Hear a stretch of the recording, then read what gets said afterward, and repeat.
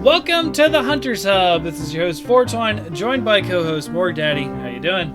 I'm doing excellent. Last night I watched a movie called Battlefield Earth. I have hope for modern cinema again. It is a fantastic movie. It was beautifully done. It was so well done. Well done, John Travolta. Beautiful movie. Masterpiece. Oh, and co-host Pan, how you doing? I'm doing really good. I'm mildly frustrated that I can apparently DoorDash groceries from Walmart. I can DoorDash groceries from Hy-Vee. I cannot DoorDash groceries from the coffee shops inside those stores. Oh. And I'm very sad because I wanted a latte earlier, and I didn't want to go get it. How does that work? That's really weird. I guess okay, let me think of it. They are separate, especially Starbucks. Like, they are a separate company. I do know that. There's Starbucks in every Kroger's, right? Is that the deal? There's a Starbucks inside Hy-Vee. I cannot DoorDash from the Starbucks inside the Hy-Vee. And I'm very sad, but I can DoorDash from the Hy-Vee. So I just want to be like DoorDash guy. Go to the Starbucks. Get me a latte. Bring it here. I'll slip you a 10. Nice. But I can't, so I'm sad. And Ace, how you doing? I'm doing very well tonight. That's good. So yeah, we're going to be talking about epic gaming moments. I'm going to say EpiPen. Epic gaming moments that we've experienced over the years. Some of these stories may have already been heard by listeners if you've listened across the whole strew of the show, or even some recent episodes. There might be things covered. But we're just going to talk about, we're basically doing filler until Rise comes out, is the way Pan did it. We can't cover Monster Hunter exclusively every day until then. Although, we are starting out with our Monster of the Week, being Garuga. Yes. So Morg, you picked this one, so why don't you lead us off with Garuga? He is my favorite son of a bitch out of the entire game. He is one of the most... I did not know that. Yeah. That's interesting. It is an interesting love-hate relationship that I have with that monster, because he is a nasty, clever bastard. Oh my god. The first time that I ever fought him, I died to him, I don't even know how many times. Like, he's just absolutely ridiculous to fight. He's super clever. I like the fact that he's able to, work his way out of pitfall traps. I can never catch him in a pitfall trap. He's got, that nasty, ear-piercing screech that he can use to combo into a number of attacks while you're open. He uses a lot of poison, fireballs. He's the OG Scream comboer. He's the OG Monster Roar combo. Yeah. He's right there with Kezu for that, because, Kezu's Scream leaves you open for, a body shock whenever he attacks. But Garuga is really nasty for it. His isn't... I would say, I'd argue that Kazoo is never... Or Kezu, or however you want to say it. I say it Kazoo, like the instrument. But, Kezu doesn't necessarily combo them. He just does it, and then you're just left stunned enough for him to do anything. It's not that he specifically does a combo, whereas Garuga does. Yeah, Garuga where he'll just flap his wings or whatever, do the screech, and then he'll zoom right to you, backflip, and you're like, no! Oh my god. It is a lead in to that backflip, yeah. But go ahead. Keep talking about your favorite monster. Yeah. Honestly, I like the fact that he's not only super ferocious towards the player, but the ecology video for Garuga in Iceborne. That is one of my favorite videos to watch, because very few monsters are able to tangle with the Devil Joe. I think it's Elder Dragons and Rajang are able to square up against it fairly well. But like Yangaruga comes out with like some interesting cards to play against the Devil Joe, especially like with the ear-piercing screech to stun it, and then like the backflip combo, and the fact that like it is so courageous, like it has balls of steel to actually stand up to a Devil Joe and like try and peck its eyes out and shit. Like it is a nasty little fucker. I love that monster so much for having such big balls for being a tiny little thing. It has always been to me, it's like, it's always been a Kutku mixed with a Rathian and turned the aggression up to 15. Like, it's just... Well, like, give it the aggression of, like, a Tigrex, I feel. Yeah, it's like Tigrex level of aggression. Oh, frick. Now I'm thinking of Underworld, that scene where the guy's like, part vampire, part lycan, but stronger than both. But it's like applied to Yangaruga, and nothing could be truer for that. Like, yeah, part Cuckoo, part Rathian, but stronger than both. And, you know, there was legitimate fan theories out there that said that Kutku had shacked up with a Rathian to make a Garuga. And it was like, wow, really, guys? Like, can't it just be like a variation? Like a variation on the Yin family of bird wyverns? Like, no, because everything really has to be a fan fiction. Well, what's really interesting is that in 4 Ultimate, from what I've seen, Yangaruga preys on Yankuku, so the fact that it will, you know, actively try and kill to eat Yankukus, which apparently they're born from, I'm like, that's some really messed up shit. But now I would say they're their own monster. I want to agree with that. And I hate that general belief is led to the idea that Yankuku and Rathian would make one. Mostly because the coloration is completely different from either one of those monsters. I mean, its moveset is very similar. Like, it shares, like, some similar traits to both of them, but, like, it's got its own, like, variety of attacks that it uses. And its use of poison is so over the top. It is absolutely ridiculous how much poison it throws around in a fight. And I love that it uses its beak as like a primary weapon for a lot of its attacks as well when it charges at you. There was a unique move that it did in Freedom Unite where it would like chase you down, but as it's doing it, it's like literally scooping out huge chunks of the earth as it's going along. And I think it could do it up to like, I think it was 2 times. But then in Iceborne, they literally have it just fly up and dive down like a missile right down on top of you. And I'm thinking... It's a lawn dart at that point. It even does a it's a lawn dart ostrich. Yeah. The amount of neck strength that it would have to keep from snapping its neck from just going like from full force down to a dead stop. That is impressive. If you align your spine, that's a lot of strength, man. Yeah. You just That bird would survive every car crash that it could get itself into, if it could fit into a car. I don't know, but its insurance would be just absolutely insane. I don't even, it probably wouldn't even have a car. They'd just take the keys. That's probably why it's so pissed off.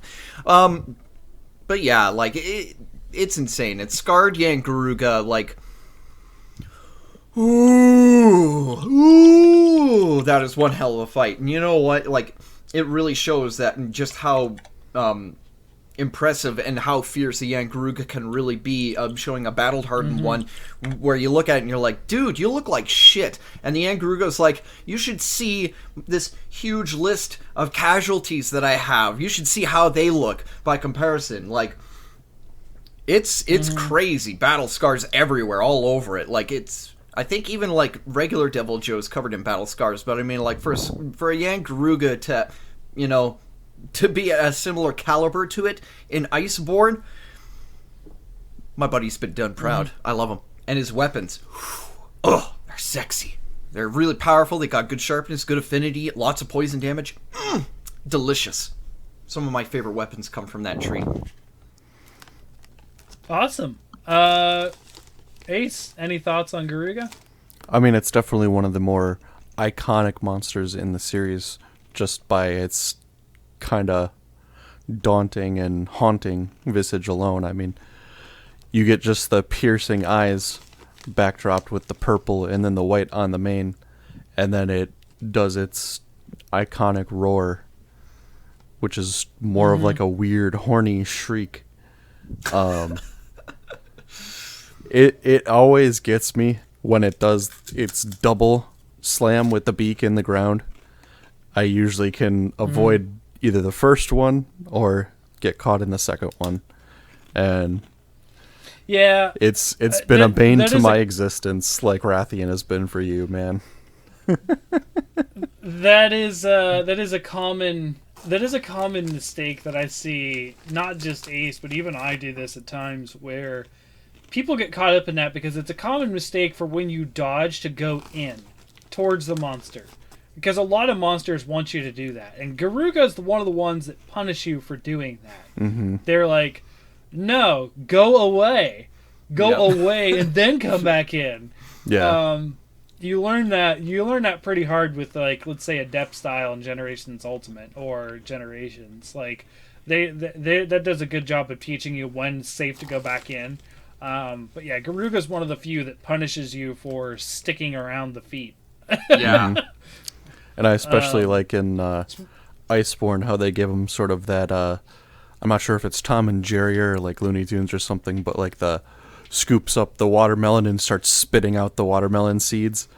It sort of the Gatling gunfire breath. Like that. Yeah. Mm-hmm. When it jumps up and he goes, and then you're like, oh my god, it's just raining hellfire down on me. I'm like, holy shit! That was a good addition to him. That really made him different. Mm-hmm. Really special.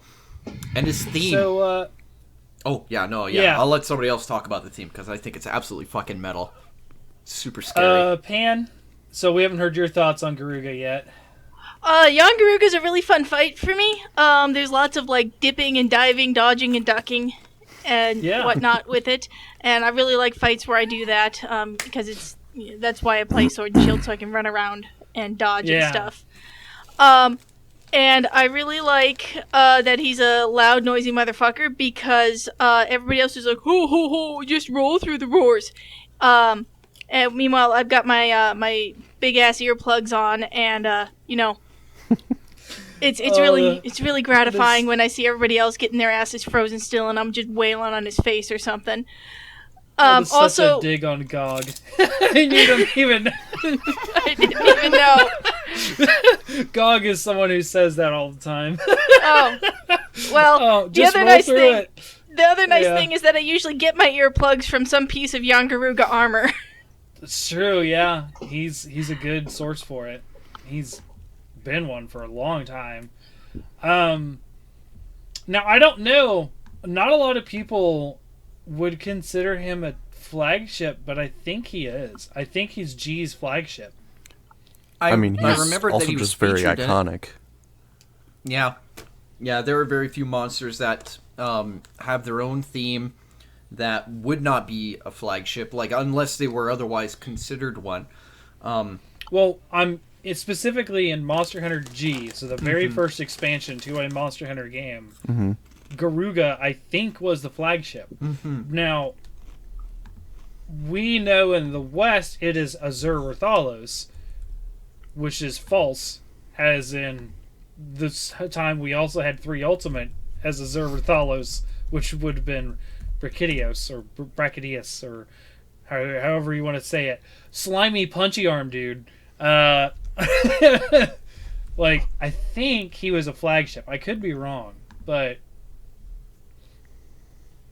he was definitely the only new monster in G that wasn't a variation. Mm-hmm. So yeah, although some people thought he was a variation on Rathian, but he's a total different monster.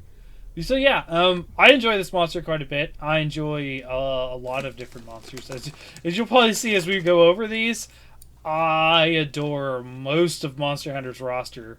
Although my top 5 has drastically changed in the past couple weeks. Thinking about this stuff more often. I will say that Kieran and Plesiath are not my top 5 anymore. I still love them, but they're not my top 5. Really? I realized I have much more love for 2 other monsters over them. Okay. So That's interesting. I can't wait to hear about them. maybe one day we'll get to them. But yeah. So I don't think there's a ton more to say on Yin Garuga. Cool fight, cool theme. Very bombastic theme, I would say. Oh, very, Very high energy, very scary, very high adrenaline. yeah. Definitely fits the orchestral arrangement that it has. Yeah,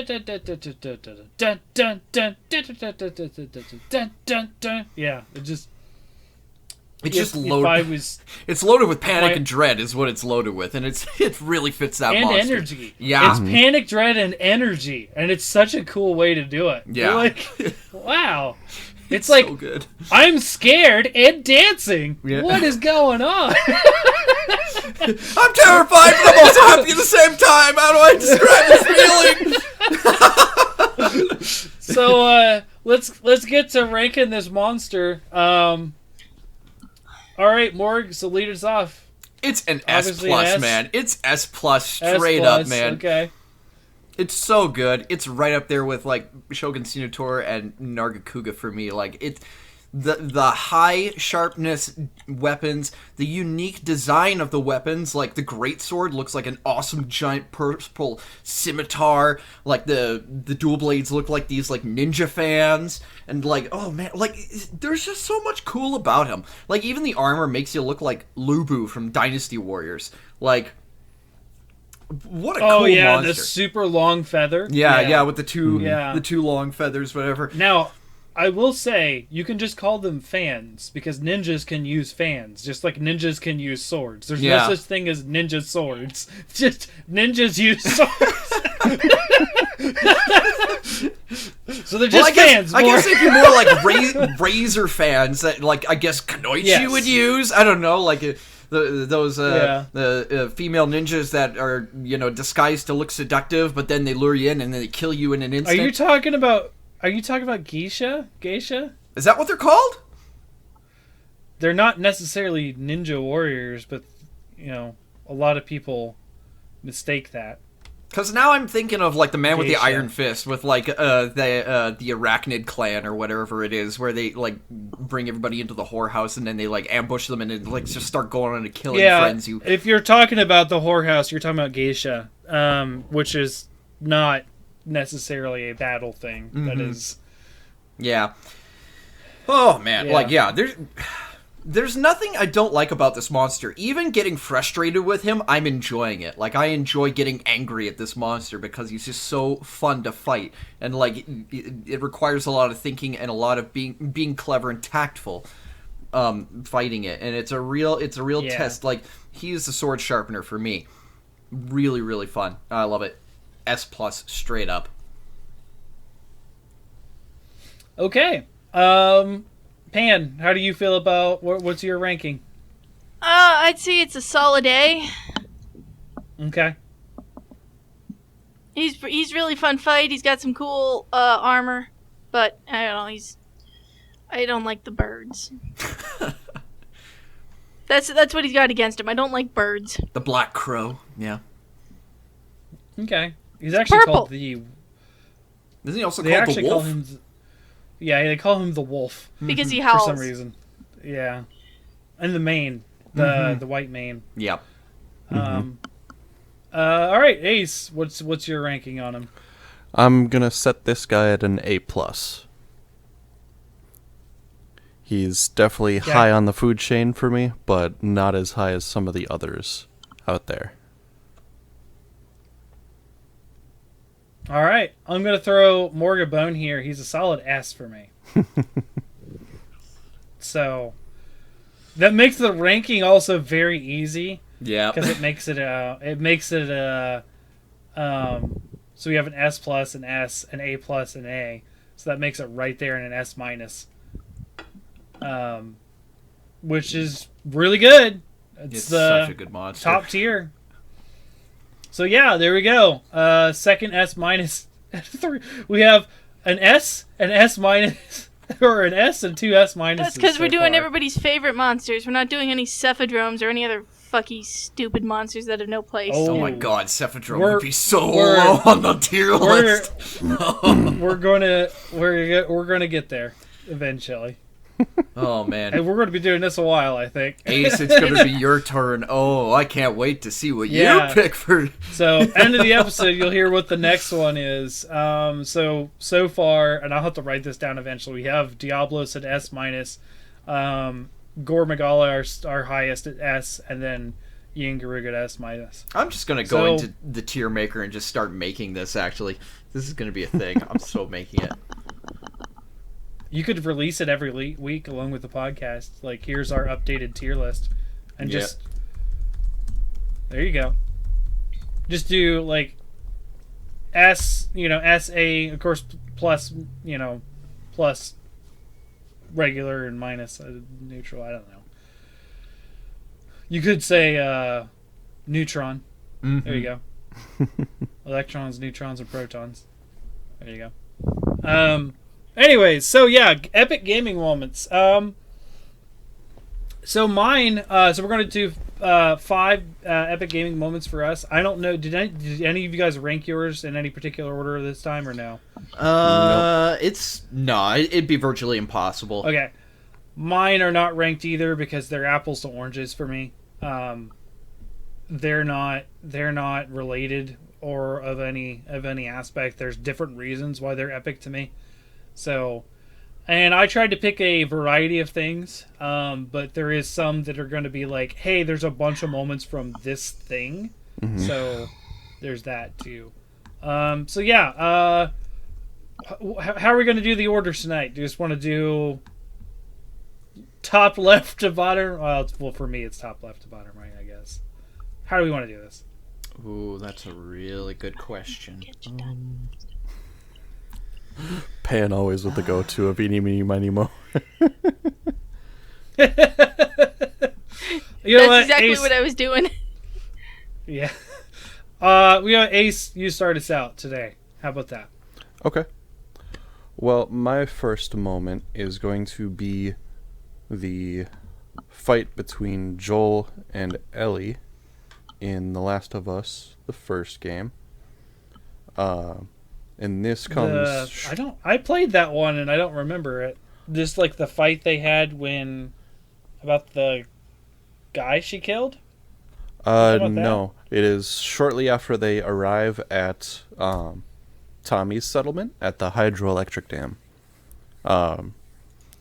So, like, their relationship leading up to this point is very, rocky and tumultuous, and she keeps wanting Joel to take her seriously and give her, a gun and give her more responsibility because she's grown up in this world too, which is like something that he doesn't seem to really grasp and acknowledge up to this point. Well, she's his surrogate daughter. Not at that point, though, I would say. So he... I think right off the bat he feels that way, even if he doesn't admit it. I guess I can kind of see that. So, like, they arrive at the dam, and he and Tommy have things to discuss about potentially exchanging Ellie, and, he just kind of brushes Ellie off and says, we'll talk about this later, and blah, blah, blah. And she ends up running off because she is tired of, being treated like a little kid and being treated not important. And she also sort of gets the sense, the inclination that he's just going to get rid of her at some point. And this sort of lends into that because Tommy and Joel have to go and fight through a small little settlement of people in the woods to reach her on a ranch, and Joel finds her alone in a room upstairs. Now I remember. Yeah, and she's reading a little book, like I think it's a diary of like a girl who lived back in that day, or maybe it's just like some, I don't know, teenage romance novel or something like that. But it leads into this deep discussion of, how everyone she's known has either died or left her, and how if he does this again, she's not going to feel safe. She would just be more scared because, yet again, it's another person gone from her life, and she doesn't want that anymore because she looks up to Joel. She admires him, and I think it's in the early stages of actually, loving him. And whether or not he wants to admit it, he's been feeling those feelings too, but he's just too afraid because of what happened at the beginning of the apocalypse, and it's left him a broken, bitter man. And in this moment, he sort of snaps and lashes out at her, and sort of like you had talked about in discussing Age of Calamity, like with King Rodan. Is that how his name? Is that how it's pronounced? Rohan. King Rohan. Rohan? Okay. Yeah, so he sort of, lashes out at her and says, we're going Rohan. Sorry. Rohan's Lord of the Rings. Rohan. Yeah. Rohan. Sorry. So he, sort of snaps and lashes out at her and says, you're not my daughter, I'm not your dad, and we are going our separate ways. And that leads into some more enemies coming into the area. And you see as, Ellie and Tommy prepare, he sort of has that moment of, I shouldn't have said that. Shit. Yeah. So I think this whole, confrontation and argument between the two does a lot to, open up Joel to see that she's a lot like his daughter that he lost, and that, she is experienced in this world. She knows what she's talking about, and she knows what it is to love people and to protect them and to fight in this world. And he starts to, see her as someone worth fighting for, and he sort of comes out of his shell in that moment. And that was just sort of a subtle but beautiful moment to me. There you go. And another word, epic. Emotionally epic. Yes. Okay. All right. So Pan, what's your lead off? Mine's really silly. That's okay. Okay, so this would be in Crusader Kings 2. I was the king of United Ireland and Scotland, and I was going for the full UK. So I need to get England under my hat. All right. Mm-hmm. So I'm working on that. So my king, King Conrad, he is a rather lustful man, and I get this event that lands me an attractive, smart mistress. Unfortunately, she is married to somebody else, but whatever, that's not a big deal. Because you know what, she has the attractive trait and she has the smart trait, so those are very good traits to have in Crusader Kings. So maybe I get lucky, we have a kid, and then I can legitimize our bastard and who is attractive and smart, and then they get all these huge bonuses. Yeah. Well, it works out that my mistress gets pregnant, and she has the daughter. She has a daughter who is attractive and smart, but her husband thinks it's his. So I don't get a prop to legitimize the kid. That's fine. That sucks. Whatever. Okay. Some illness sweeps England, and half their royal family dies, and the dude whose wife I was banging gets in line for the throne. He's not on the throne yet, but he's in line for it. So, now I have a wife, and we have several sons. So my oldest kid, he's not that great, but you know what? He is going to inherit, and there's not much I can do about that. So I betroth him to my mistress's daughter, who is not technically my daughter because my girlfriend's husband thinks it's his. So I betroth her to my son because she's attractive and smart, and she's fourth in line for the English throne. And then I get to work assassinating the fuck out of everyone else in line for the English throne, and I get my girlfriend's husband on the throne. Okay? Oh no. This takes like 12 years. Hang on. It gets better. This takes like 12 years. Okay? And in the meantime, my son and his betrothed have gotten married. Well, the Crusades happen, and my son joins the Crusades against my will. There's nothing I can do about that because he's an NPC. Like, the second I die, I become him, and then he's a PC, not an NPC. Mm-hmm. But for now, he's an NPC, and he goes off and joins the Crusades. Well, that fucking sucks, because he comes back celibate. Which gives him a negative 5,000% fertility. Oh, no. Oh, no. Yeah. So, at this point, my son's wife is the Queen of England. And we have got to get an heir. So I do the only thing that is right and natural. For the good of the country and our bloodline, I seduce the Queen of England, who is the daughter of my girlfriend from 30 years ago. Oh, no. She gets pregnant, has a son. Thank God he does not have the inbred trait, and my son thinks it's his kid. He is still celibate. Whoa. The game, yeah. He is still celibate, and he thinks it's his kid. Oh, my God. Maybe he just thought they hugged a little too tight. He was just that celibate. He just didn't understand It was how the it worked. 1100s. Sex education wasn't great. They held hands just a little too long. Apparently. Oh no. Apparently. Hey, no glove, no love. So, alright, so... Now, here's the That's other one thing. means So- of protection, I guess. Yeah, so whatever. The Queen of England is my mistress, and by the way, so is the Queen of England's mother. They're both my mistress right now. They find out about each other. They're both pissed at me now. The Queen of England is pissed at me, and she declares war on me for some other shit because England also hates Scotland. Yeah. And I'm like, hey, why can't we have peace? Come on, we have the same heir. Look, when we're dead, we're like, you're gonna die. Leave all your stuff to my grandson. I'm gonna die, and then I'll commit suicide because I don't want to be the celibate knight. And then I'll be the King of England, Scotland, and Ireland, and that'll be great. And then all I gotta do is snap up Wales. Yeah. But I lose to England, and they kick the ever-loving shit out of me.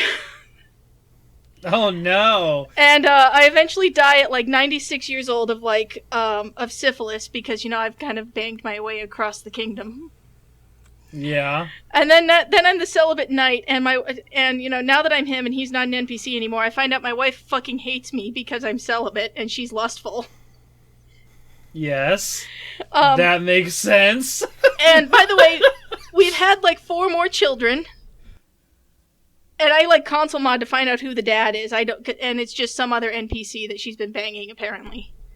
Oh my God. No. Oh, And also- man. Oh, no. I got to play this game. Wait, one more thing. Crusader Kings is Finally, fantastic. finally, the grandchild, the inbred Alabama hick that's going to inherit all 3 kingdoms eventually, because he's in the custody of his mother, the Queen of England, an NPC. She has gone and betrothed him to his cousin. Oh. Yeah. Great. Yeah. And Go that England. really sucks. That really sucks. And I Go kind fictional England, I should say. What? I said go fictional England, I should correct. Yeah. So, the rough thing is I don't want to break the engagement because his cousin will be the Queen of France. No! Oh.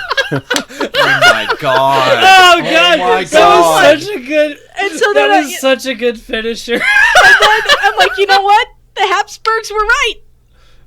Oh jeez. And then, Holy shit. by the way, the bloodline died I got a game over pretty quickly after that because none of their children all of their children were had mentally retarded and inbred as traits, and they all died when they were 6 years old. Oh, that's The rough. bloodline died off because we were just way too inbred. Oh my God. That's unfortunate. Oh What a roller coaster. gosh. You said there's a number 3 coming, right? Oh, it's not. It came It's out back already in out. September. Yeah, I just don't have a good enough computer to play it. Mm. I gotta find it. man. It's a good series of games. It's really, really good. Yeah. Oh man. This, just for shits and giggles, this one's much quicker. But one time I was like the Empress of I was the Empress of Byzantium. Mm-hmm. And basically I because I was the Empress, I didn't give a shit, and I just seduced every like male vassal I had to get a giant opinion bonus, so I'd never have like rebellions against me. So because of that, I had like 13 children. And late, so, I just ran out of things for my spy master to do, so I told him just, stay in the capital and see if he can find any plots or secrets.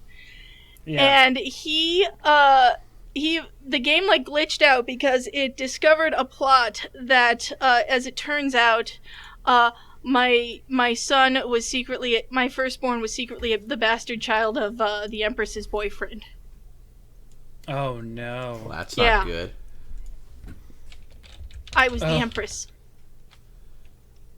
Like my spy master found out that my son was secretly my son. Oh. Yeah. Because the game glitched. That's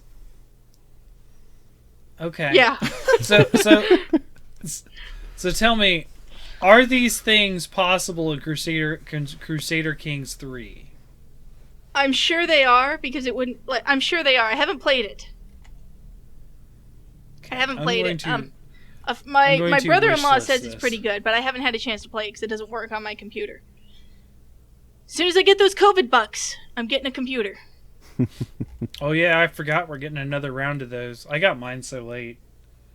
It was like a month and a half ago. Yeah, I'm throwing, but I'll let someone else tell a story. But yeah, I made the most. I just went. Habsburgs were right. Let's do this. Let's Alabama this up. Oh man. Nice. Sorry, Alabama. All right, Morg, your first story. It's a hard one to follow.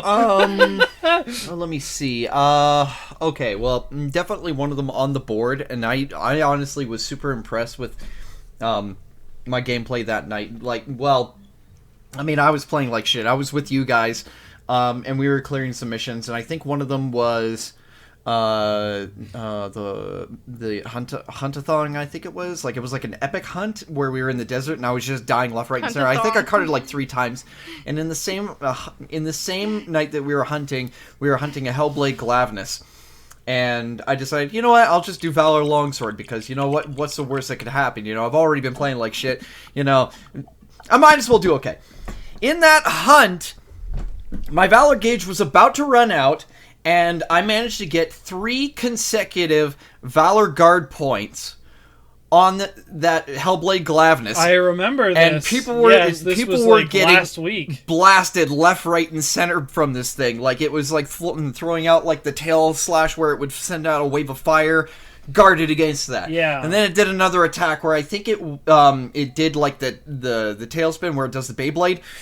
Valor guarded against that. And then, right as I'm about to run out, he does, the big, tail slam where it slams and then it's massive bomb explosion everywhere. I feel bad for you, Fortuan, because you did die to that one. Valor guarded against it, and no damage was taken throughout that entire thing. It was, oh my god.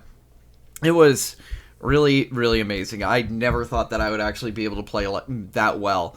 And it was funny because, all of those consecutive guard points were so tightly packed together, and I would guard and then I was guarding and I'd be like, what is going on? And then the third one came and I'm like, holy shit, this is amazing. And yeah, I remember you were losing your shit and the rest of us are like, please, water, help. That's generally how hunting Hellblade X goes.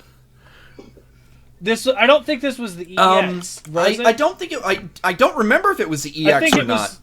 I think it was the. I think it was the Hellblade 15. I think it. It was fight. Yeah, it was the G5 where we had to deal with a Hellblade and then a regular and then another Hellblade.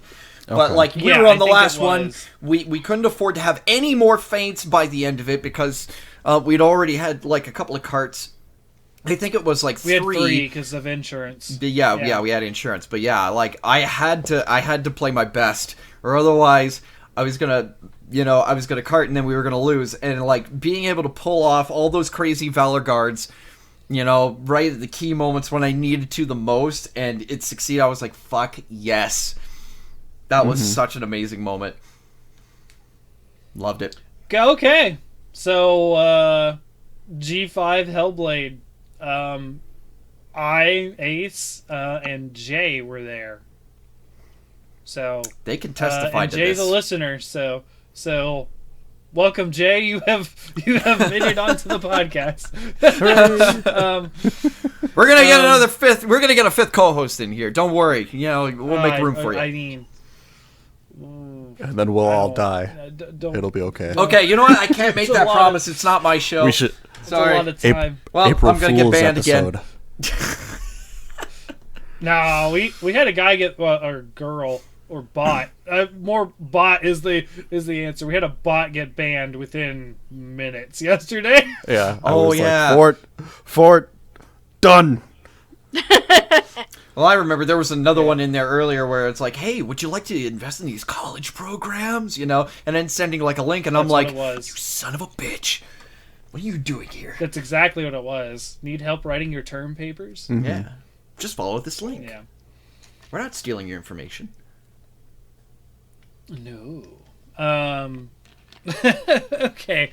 So my first one is actually a conglomeration of Monster Hunter moments in general.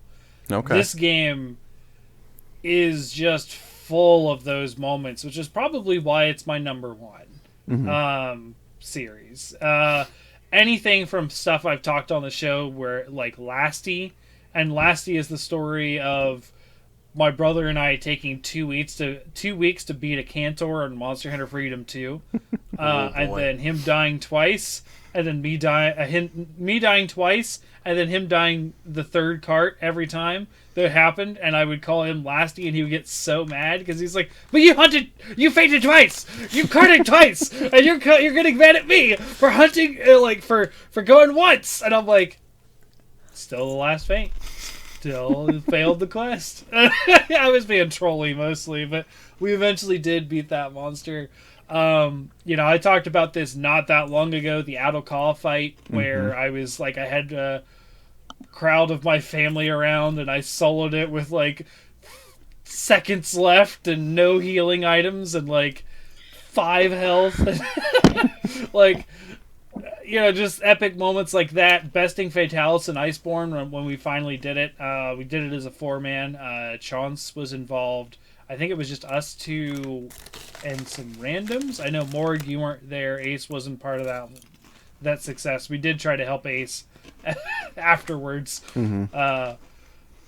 Just like the game lends itself to epic moments. You will see those epic moments on my Twitter. I just posted 2 yesterday. One of them's more of a funny moment. Rathian, Dread Queen _Rathian.exe has stopped responding, which I totally stole from. I totally stole that formula from Ace on another Dread Queen we did, where she just stood there. Yeah, where she's just like frozen. It's like, what do I this do? one, oh yeah, I get pissed off. Yeah. If you haven't seen it, we're fighting a Dread Queen, and we had just got it's a Dread Queen, 2 normal Rathians or 2 Dread Queens. I can't remember. It's one of the G5s. You have, or maybe it was the 10, the last high rank one. I don't remember. But anyways, she's flying. We just get done carving the dead one, and Rathian does the swoop up and then fly forward, and then she's flying into a wall. And just continuously flying. Nothing happening. I saw that, yeah. Where she stays completely motionless in the air, just like frozen in a spot, like as if like she's not just broken. And you can see in the clip, Ace gets tired of it. He goes in there, he does the Moonbreaker 3 with the greatsword, where it goes whoosh, whoosh, and does the front flip and hits it. He knocks it out of the air simultaneously while I'm hitting it with a downward slash. So we actually hit at the same time. We both knock it out, and we're just like, it's done! Fixed it! Well, I posted my own clip of that moment. You could see me just fully, like, carving all 3 of the carbs off the Rathian, and then I'm like, all right, I'll fix this. I did the same thing. I carved 3, and then I picked up a tier, and you actually see Gog. Gog was in that fight with us, and Gog was picking up a tier with me, and you can see on my point of view, you can see Ace in the background doing that, and then me in the foreground. But then I also have the time I was fighting with you, Ace, the Glavinus that I killed. I was just like full, like it was just like perfect adept play for me. It's like adept dodge, full charge, swing, take off the tail, dodge this, kill the monster, done. I'm like, yes. Like, it was just so good. I've got a couple older Twitter ones, like, where I do the same thing to a Duramboros, where I just combo the shit out of it, and it dies, and it never touches me. And it's just like, Monster Hunter is just full of those moments. So my first one is just Monster Hunter. Just so many moments like that across all the games. I'll delve into a new one I haven't talked about on the show quite a bit. This is from Monster Hunter 1, back when I used to play with my high school buds. And this is when I was a heavy bow gunner. We had a problem in the volcano. There was an area of the volcano that's like a crescent or a C around another island surrounded by lava. And there's... Gravius was standing on the island just shooting beams at us and roaring. And we're just like, we're going to fail the quest because he's never moving. So, I'm standing there shooting it. I'm a heavy bow gunner, right? And I'm just shooting whatever I can. So I'm the only one doing damage, but I'm never going to do enough damage on my own to kill it. You know, because it's Monster Hunter 1, and we're online. And my friend, Eric, he's known for being kind of trolly. He does the taunt animation where you lay down on your back and you're like, come on, come on. He does that to the Gravius. Gravius then goes, roar, and then he starts running. And oh, no. And then, he sees me, and me and being a heavy bowgun in Monster Hunter 1, he sees me go, whoa, whoosh, fold up the weapon for like a day, and just start running. Oh my god. And he gets killed. He actually gets killed because he didn't move out of the taunt. He's like, what? And quest failed. What a beautiful moment. So yeah. So Monster Hunter in general is my number one. It's just so many moments all the time, and Rise is going to create more. Oh yeah. Probably not in low rank, but high rank we'll get those. Yeah, for sure. Low rank's going to be too easy. So yeah, there we go. So Ace, we're going to circle back to you. My second is sort of a sad one. From Shadow of the Colossus, towards the end of the game when you lose aggro. Aggro! About as sad a moment as you could get. I mean, you go through a whole adventure and aggro's there the whole time, right at your side, and then you run along the bridge until you get near to a boss and you have to leave aggro. But yeah. Yeah. But yeah, just making that last little jump and thinking, come on, we can do it, and then aggro throws you off, and then the platform just gives way. I think for a lot of people that was like such a no moment. And it is sad. It is sad because, yeah, it's aggro. Like, what are you gonna do? Yeah, and then it's your best bud. And then you get the reveal at the end of the game game that he's still alive and he's slowly making his way back to the shrine. And I'm like, there's hope. I mean, I'm now a devil baby, but there's hope. Also, that horse is totally glue. It has a shot leg. Like, no, they can give him some of the fruit. I mean, yeah, no, it's a harsh reality, but a horse breaks a leg, a lot of times it's gone. I know. Like, it can't make it. I was gonna say, they spent how many thousands of dollars trying to say, what was his name, Barbaro or some shit? Is that the racehorse? Yeah, some racehorse, like, 10 years ago or something. He like broke his leg right before he was gonna win the Triple Crown or some shit. And they spent like hundreds of thousands of dollars trying to save him because his stud fees would have like been insane. More than hundreds of thousands for sure. Yeah. But yeah, definitely. Now I'm looking this up because I'm curious. Definitely a moment that stands out in my mind, and I'm looking forward to the next time where I play the game to relive those feelings of triumph and those feelings of sorrow anew.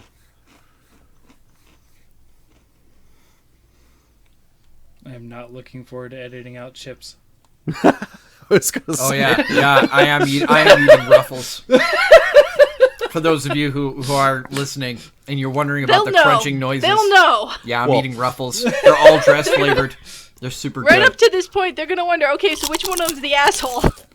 Well, you'll have to let me know if it shows up on my audio, but there's an apartment that is behind us, and I don't know if you guys could hear it, but there was a car that left, and they had some very loud Hispanic music going in their car, and I'm wondering if the doom doom doom doom doom doom doom will show up on the audio. It might. It'll add a little bit of flavor to it.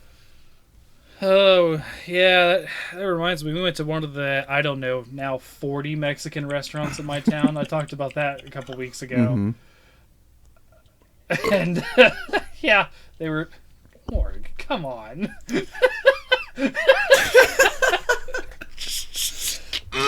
That Coca-Cola is so refreshing.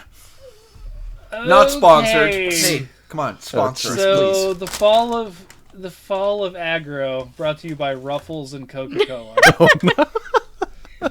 This is not a paid promotion, but we will promote it. Hang on. Peppies? Pepsi! My rival!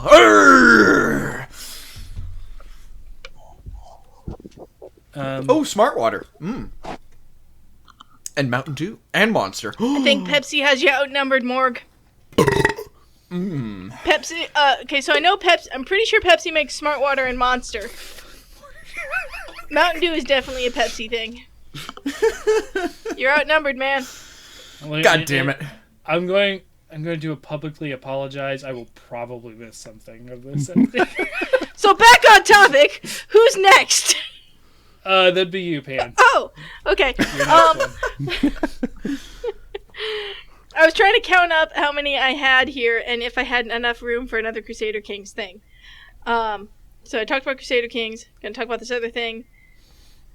Fuck it, I'm talking about Crusader Kings again. So in Crusader Kings, there's this achievement called 7 Centuries.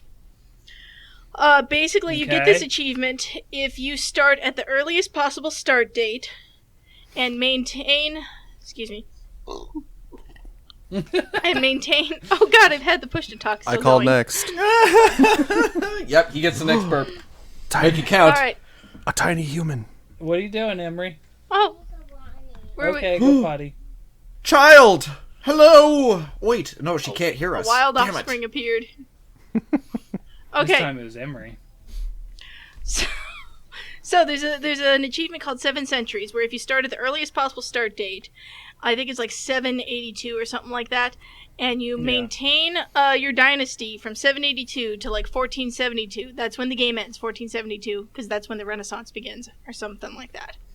So if you maintain your dynasty through all 7 centuries that Crusader Kings spans, you get this achievement. It's a super hard achievement to get. It's pretty rare because like all kinds of weird bullshit can happen. Oh yeah. I've only managed to do it like 2 or 3 times. So the very first time I did it, I had... Quite the humble brag. Go ahead. It also takes a long fucking time. Yeah. To play it that much. Okay, but so I was the Byzantines. Yeah, I like playing as the Byzantines because they have a bunch of really fun, unique mechanics.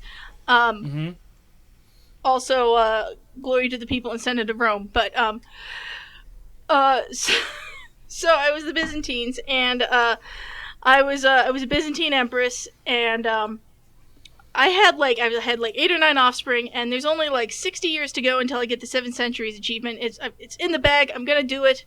I'm like 30 years old, and I've got like 7 kids and like 14 grandkids. And then the Black Plague happens. Oh no. Oh no. Oh no. Oh yeah. Not great for the Here for it the comes. Byzantines. So, the Black Plague hits, and every single one of my kids dies. Fucking Kool-Aid man. Every single one of the kids dies, but it's okay. They managed to crank out a few grandkids. The dynasty will continue, and I still have like 2 or 3 siblings who are alive, and they had a few kids. There's still a decent number of my family members left. We will survive this through sheer numbers. Like the Russians. Keep breeding. We No, need here's the the thing. numbers. Here's the thing. I'm the only player-controlled character, and I'm a 45-year-old woman in like the 1400s. Gotta pound those babies out. Bam, bam, bam. No, so here's what I did. I took the seduction focus, and I just start seducing like any man who comes in reach, desperately attempting to pump out an heir before I hit my 45th birthday, because after you hit 45, your fertility like drops like a fucking rock if you're a woman. Right. Cervix of steel. My God, I am so proud Oh yeah, of you. no, I caught the plague. I That got the just plague. reminds me of But- Rebel Wilson and Jojo Rabbit. This year I had I 6 haven't seen kids it. for Germany.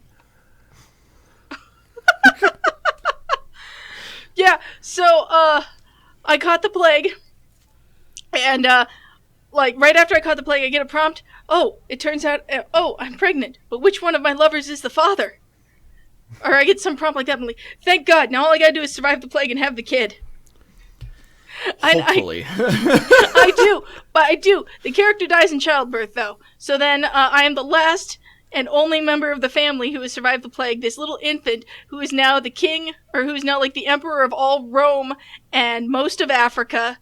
Let's see, because I was playing as Restore the Roman Empire, so I had conquered like my family had conquered like Arabia, North Africa, all of Europe, everything in Europe, and I had restored the borders of the Roman Empire, and I had started creeping up into Scandinavia too. Because fuck it, that's the only place left. And I had a couple chunks of Russia as well. But so now this infant is now the most powerful individual in the world, and there are so many plots to kill him, and I have 20 years to go until I hit 7 centuries. My God. And I dodged so many assassination attempts.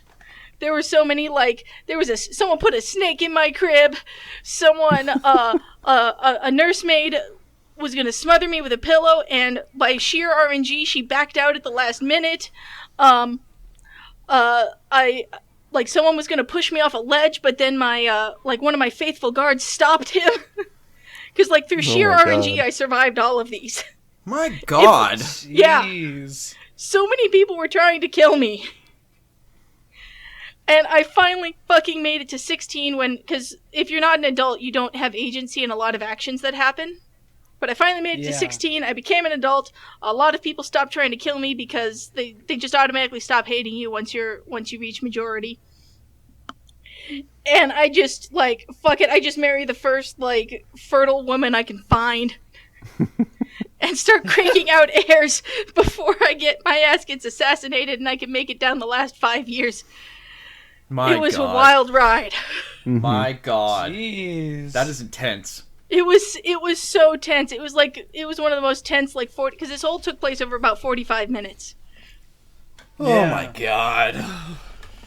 And I was like, no. If I could just wall myself up in the castle, I won't get the plague. Oh shit, I got the plague. Well, if I just seduce half the kingdom, or the half of the kingdom that's left, I can, maybe have an heir.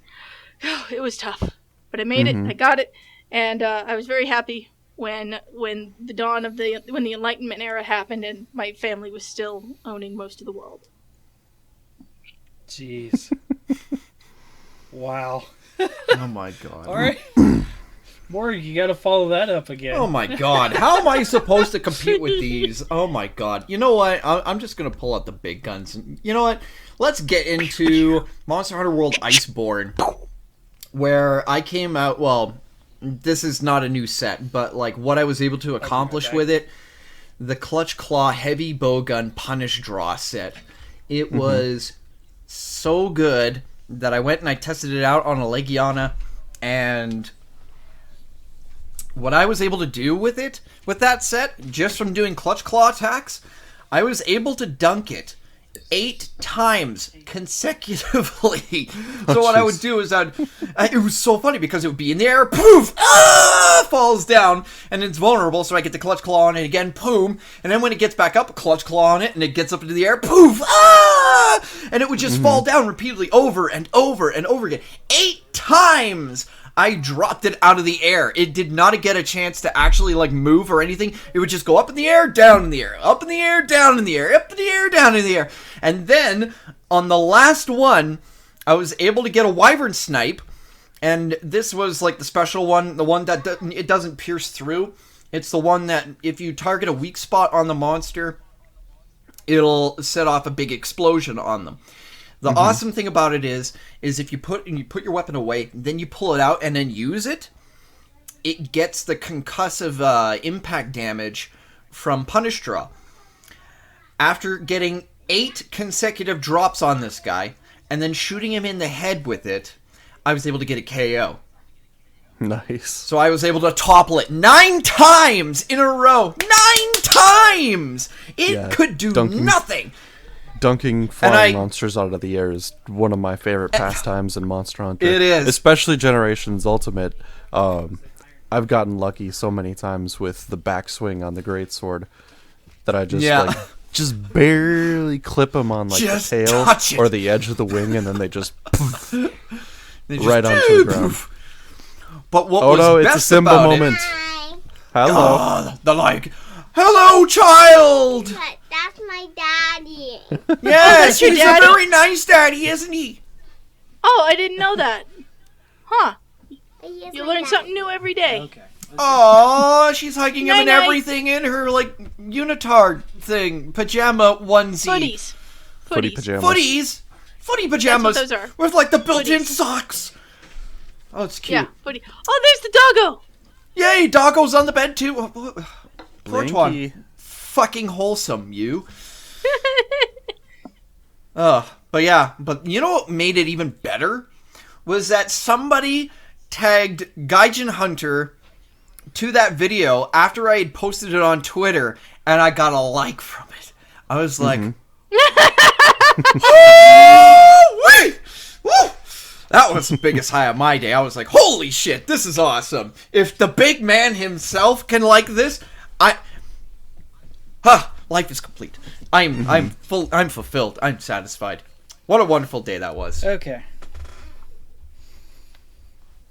Sorry. I knew you were talking about the heavy bowgun meme build. I do remember that. Yeah.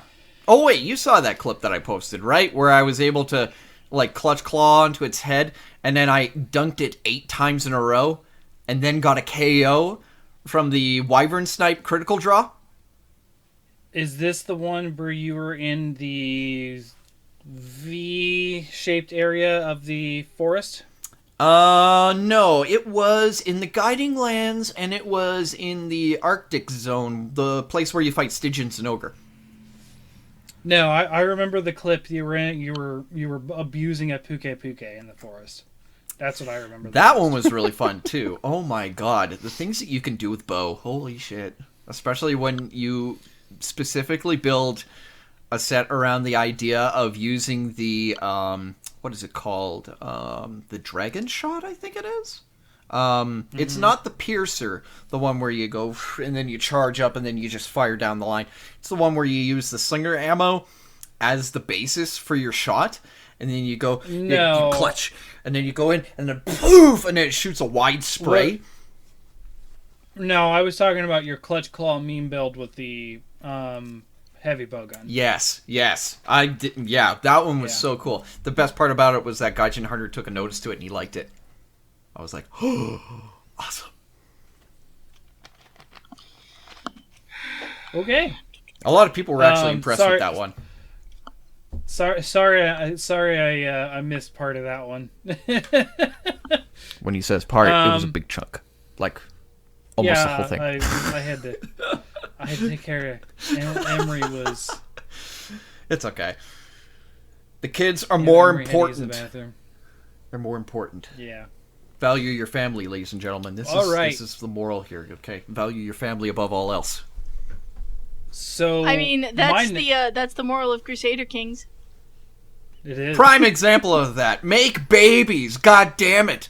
Make those babies. Fight that plague. Show them who's boss. Spit them babies out.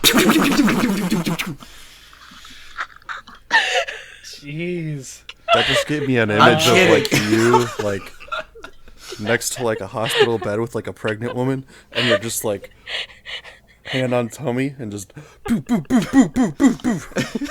Just Baby cannon. doing CPR compressions on the belly, and it's just firing the babies out like machine gun rounds. Just. You guys have seen Ace Ventura 2, right? Where he just elbow drops the pregnant lady. Oh my! Oh no! We're getting loopy already.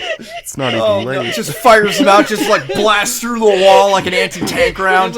Oh my god, this little baby so weird, stuck in the wall with his little legs kicking, going wee. You're like, congratulations, it's a boy.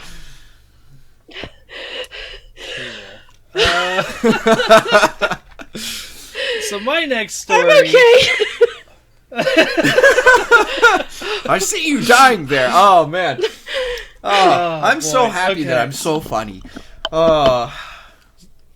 So my next one, this is another story with the guys, the Pickering Bucks guys. And this is our go-to story when we talk about the game Mag. So give me a second, because it's going to get a little loud, and I'm going to have to cover my mouth to do it. Okay. But I have titled it this way because that's the way it happened. So you ready? Okay, let's hear this. Jacob! All right, there we go. Oh my god. Yes. I had never met or talked to Jacob before playing Mag with him in this match. Never knew the guy. He was a mutual friend of Brian and I's, or he was a friend of Brian's in Austin. I knew Brian and Austin from college, and we were all hanging out online. Like, hey, my buddy Jacob's going to join. He's pretty good and stuff too. He's going to play a medic, and I was also a medic. And the point of the match. So it's a first-person shooter game that is entirely player-driven. Okay. Entirely.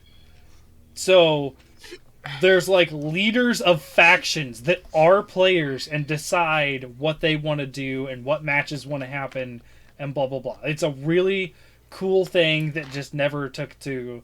It basically failed because they had some serious design issues and money issues, the studio and whatever. But really cool game. And one of the things is it was a pretty much take the objective and then win. So it was like you had side A and side B. They have control points A, B, and C. Okay. Right? Side A controls, or actually side 1 and 2, just to make it less complicated. The point is to control all A, B, and C. Right? You get points for the longer you control something. It racks up a point meter. First one to most points wins. Okay. So you control your point. They control their point, and you fight over the middle. Is essentially what happens. But if you do well enough, you can fight over the middle, win it, and that becomes your spawn point, and now you're pushing up on their objective. And then if you push up on their objective, take their objective, they now have a spawn point further back, trying to retake their objective. So, pretty straightforward idea, right? Okay. And I should say, in the middle layer, there's actually 2 different points to capture, so it makes it a little more complicated. But we are playing, and we are pushing for the middle. And we're in a squad, and squads are made of 6 people. And there are 4 squads in a match, or 5 or 6 or something like that. So basically, we're all on voice chat talking, and the squad leader can talk to the other squad leaders to coordinate. It's a really cool system. I really loved it. So we're in a squad. My friend Brian is a squad leader, and he's like, okay, we're all saying we're going to go for objective B. We're going to go for objective B, take it, and hold it. And then once we get to a certain point range, we're then going to go for C. We're going to attack their base, screw D or whatever the other one was. Like, we're going to go for their base, straight shot. We take it, but then they immediately push back. And we take it as in, like, everyone's there, but someone calls in, like, an airstrike or something and takes out everybody. Oh no. Right? Oh. Everybody. So we're like, we're going to lose the objective, right? But there was me and there was Jacob left, right? So then we hold it together, and I get shot, and you can get downed in this game. So you get downed, and medics can pick you back up at full health. So I get downed, and I'm like, Jacob! Oh and then my he's God. like, what are you... And then he's like, what? Who is that? And I was like, Jacob! I'm down! Medic! Like, I'm just, like, yelling. Because at the time, my wife at the time was not home. She was at school, nursing school, and I was just me playing by myself after work with the buds. And I was just screaming, just like, Jacob! And then, he picks me up, he goes down, I pick him up, and this goes back and forth. And then he's just, he can't, he's crying, laughing with me just screaming Jacob. So this then became a thing. Every time I saw Jacob in person, I'd be like, Jacob! And I had never met this guy in person until like a year after this. That's so funny. Oh my God. Like, but now he's been a close personal friend. And actually, you can listen to him with me on Bickering Bucks, and we call him Jacob or Gmo on that show. It's so good. I wish Mag had a remaster, because I will say I've been replaying Demon Souls on that. I got that PS5. Ha-cha-cha. To the listeners, I got it. I've been playing it. I've been replaying Demon Souls on it, which is the first game I had on PS3, along with Mag. I had 2 games to start with. It was Mag and Demon Souls. And playing with people, Mag. Playing by myself and basically screwing screws into my eyeballs, thumbs, and genitalia is Demon Souls. So there you go. I was going to say, do you have a stress ball set next to you for... Oh, dude. play I sessions? put down Demon Souls yesterday. It was yesterday I played for about 2... No, it wasn't yesterday. It was the day before. I played for about 2.5 hours straight on the Chasm. Oh my God. I'm done for now. I'm going to... I didn't beat the first boss on the Chasm. The Chasm is Blighttown equivalent for Dark Souls people who don't know Demon Souls. I'm going to put it down. I'm going to finish Spider-Man, and then I'm going to try to come back to it because I needed a break. Oh my God. But I beat every other first level. Yeah, if you know what Demon Souls is, you can get into that. But yeah, that's the Jacob Mag story. There you go. I love it. It's great. So Ace, you're third. So my third is sort of going to be a 2-for-1 because it's from the same game. It's going to be Dead Space, the original one. So one of the defining moments of that game for me was finally felling the Ubermorph, the unstoppable killing machine that self-regenerates no matter how many times you shoot off its limbs, stasis it, stomp it, slap it around, blow it apart. It just keeps on coming at you, regenerating, and then finally getting it properly stasised behind the engines of a ship and just burning it up into nothing. It was just like a final oh, thank God it's gone. I don't have to deal with this anymore. I've been shitting my pants for like the last 40 minutes. Be gone. Oh my God.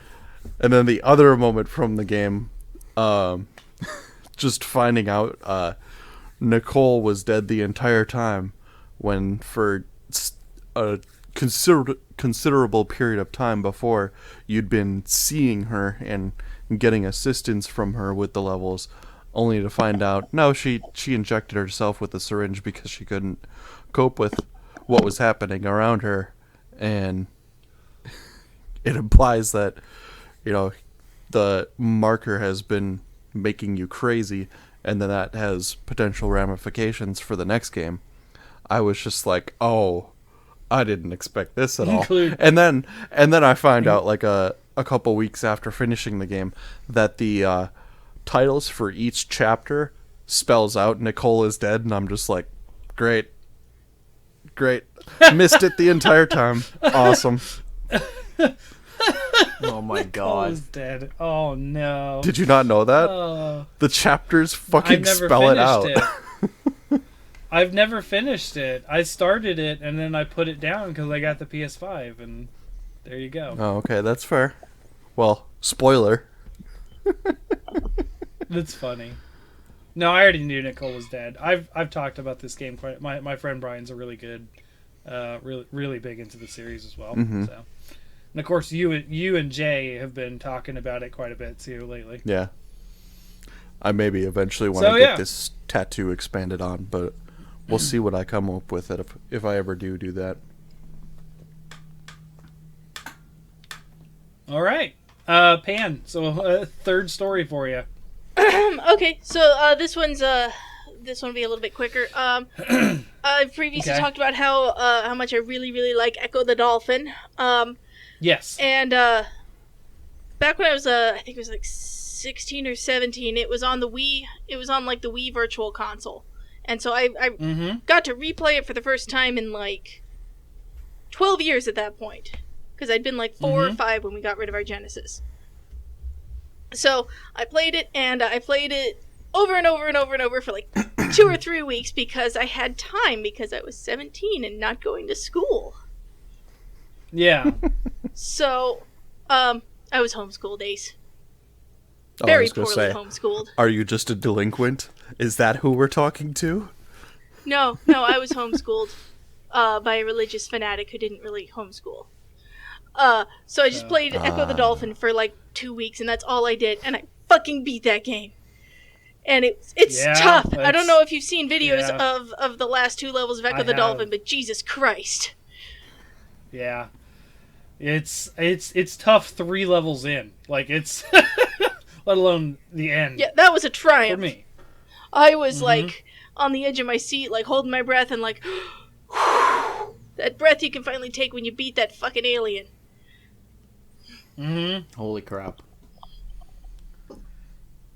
Yeah, that's an achievement in and of itself. I don't think I could do it again. I don't want to. Yeah. And I don't want to. I'm starting to think that about Demon Souls, honestly. That's how I felt about Jack 2, that game. Oh my god. I gotta start over again from the beginning, though, because I haven't beaten it. I haven't finished it. And I can't start from, like, the near end. Like, I'm almost finished it, but I need to start over. And I need to record it, because it's fucking frustrating, and it's so damn funny when I get angry at that game. It's such bullshit. All the missions are super, super bullshit. But it's a fun game. I never played them. Never played that series. I definitely would recommend Jack 2. It's a good game. So Morg, that leads us up to your it'd be third story. Okay, yeah. So for number 3, mine is beating Zan Krigor in the original Unreal Tournament. Now, if we were to look at later titles of the series, like I think the latest one I have is Unreal Tournament 2004, and in that one, if you get to the last boss, all you have to do is you have to kill him, or at least get a higher score than him before the time runs out. That's all you have to worry about. But for the original Unreal Tournament, you have to kill him 10 times before the time runs out. And like, if you do not succeed in that, or if he manages to kill you 10 times before you can get him 10 times, you lose. So you have to beat him. But the problem with that is that Zan Krigor, as you continue to beat him, he gets progressively more difficult. He gets stronger, he gets faster, and he deals more damage. And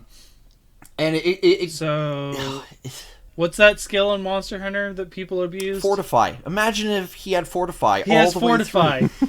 He has And Fortify. Okay. and his favorite weapons are the rocket launcher, which allows him to be able to home in on you, or the flat cannon, which is insane for spread, and it also has like a secondary attack where it shoots like a molten ball of flak.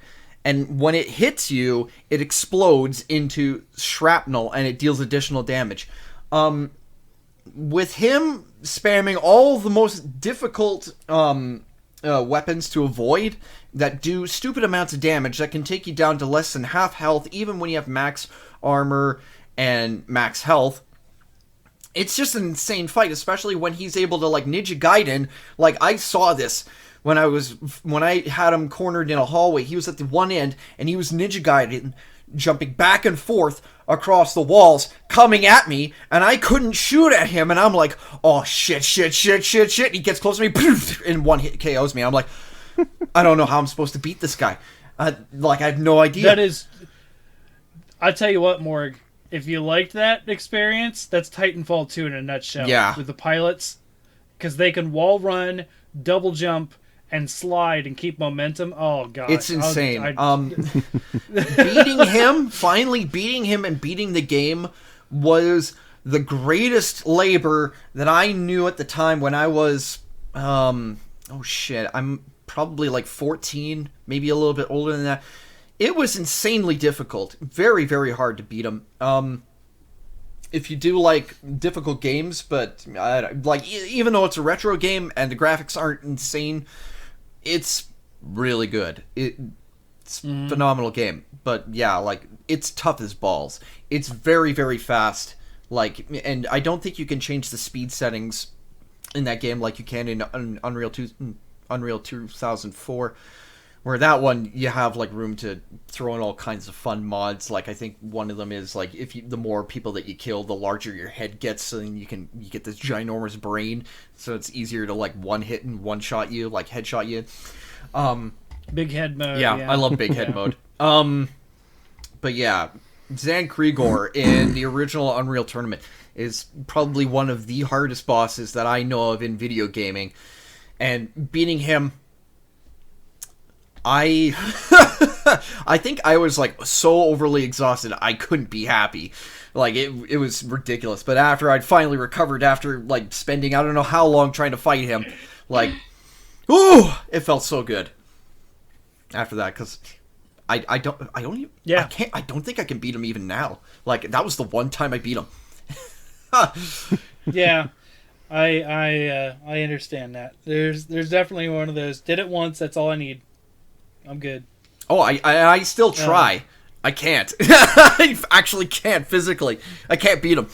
That one time that I beat him when I was a kid, that was a big milestone for me. Yeah.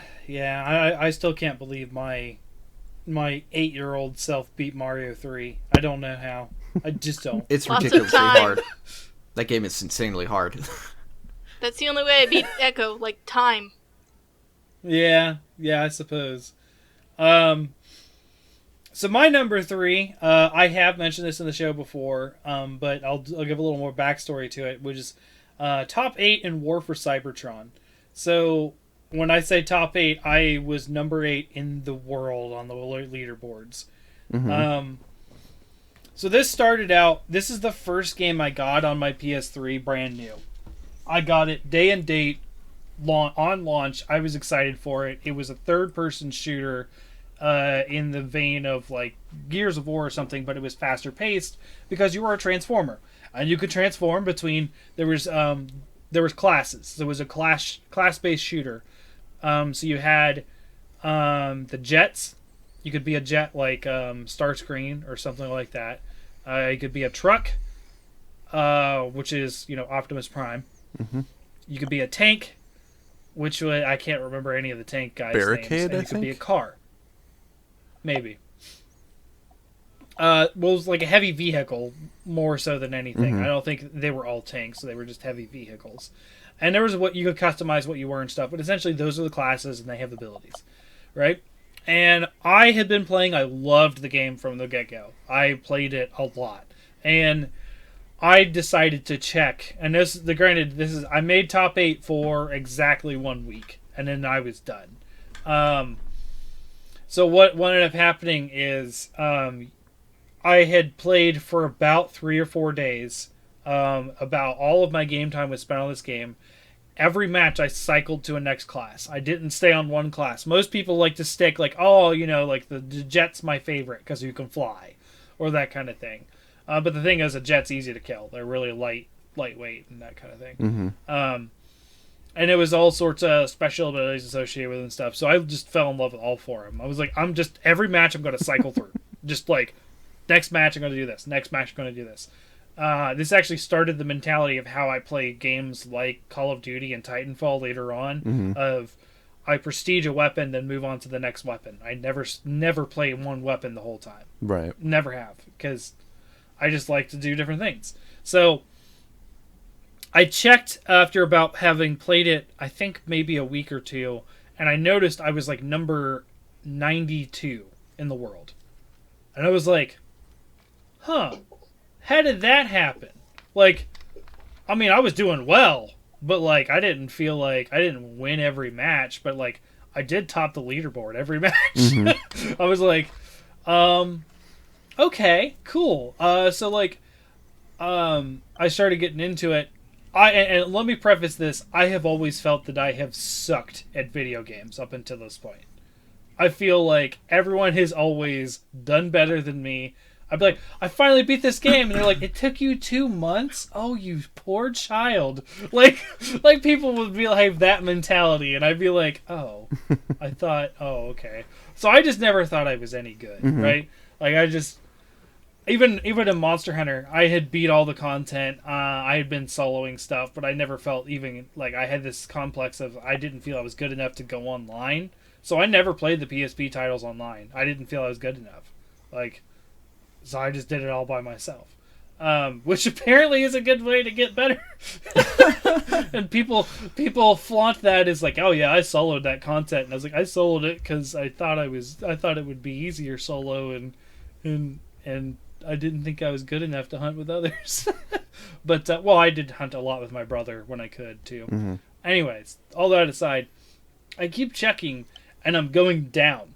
I'm like down the. I was like 80s, 70s, 60s, 50s, and I was like, holy cow! So I started getting wrapped up into it, and I was like, all right, I'm gonna play a little more seriously. And I still rotated on everything, and you could see like what classes they favored and stuff. Like, oh, this person plays this class, and then they'll show like a bar of how much they played that class, like percentage wise. And mine is like dead even down the center, 25, 25, 25, 25. Oh my god, that's amazing.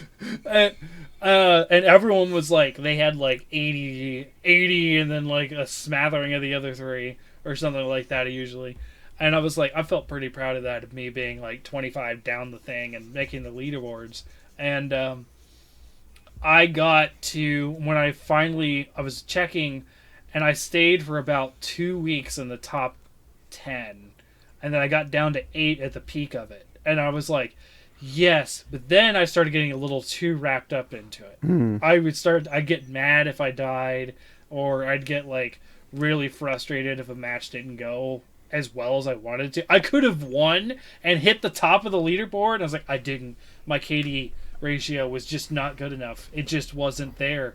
And I would be so mad. And I was like, and I was just like, oh man, I can't do this. Like, I can't put up with this stress. So I dropped it. Mm-hmm. Right. And any time where I get really into like a competitive game and I drop it, I would normally try to come back later on and be like, okay, I've cooled off. I was still really good when I came back. I wasn't even in the top 2,000 anymore. I was gone. Oh wow. After, and I was just like, wow. So then I just never played it again. Mm-hmm. But that rush of getting down to 8 was just insane. And then I noticed what happened to me when I got there. I was like, I'm taking this too seriously, so I need to back off. Right. So I did. And yeah, I never take a game that seriously again, but that game really made me feel like I'm actually good at first-person shooters. So when I've been playing, I still have been playing Titanfall a little bit with the PS3 here because I don't want to play PS3 while I'm listening to a podcast or something.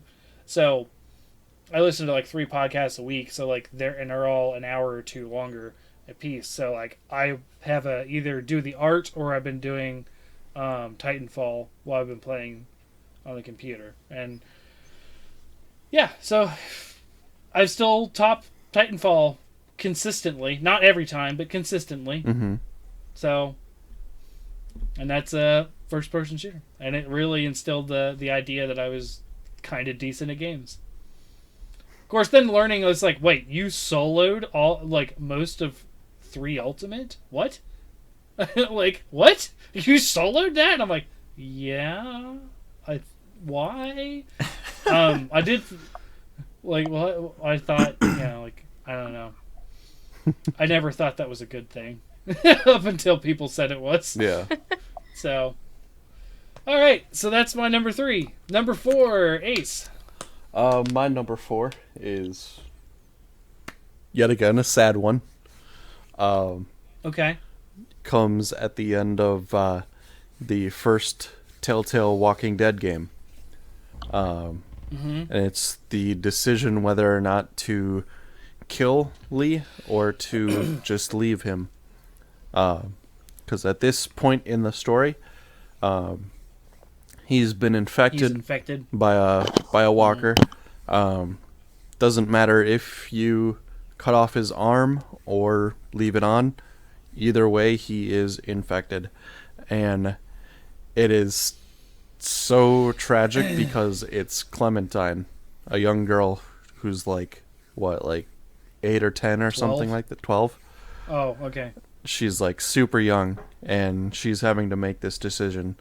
And like Lee had just started, sort of getting her up to speed and training her on using a gun, cut her hair shorter so that it's harder for walkers or other people to potentially grab her. And they've just sort of formed a bond similar to like Joel and Ellie, of like a daughter-father relationship. And they've gone on this crazy adventure together, from a motel to a farm, and now they've gone down to Savannah, and unfortunately found that her parents had become walkers as well, and they'd survived a encounter with a person who they had an unfortunate impact on earlier in the game. And you hope against hope that they're going to be able to make it through this, but unfortunately it doesn't shake out that way. And fighting through tears, I made the decision to put Lee down, because I wouldn't want to be left in that sort of state. And I don't know, that was a moment that stands out to me for how much it broke me. Damn. Got all sorts of moments. Yeah, I'm more of a story-based game player. I like games that have a story, and especially ones that emotionally impact me. How did you get into Monster Hunter? I mean, I like other games too, but I especially like the story-based games. Well, I mean, like, I started in middle school. I mean, one of my friends, who's no longer my friend, turned me on to the series, and I picked it up from there, and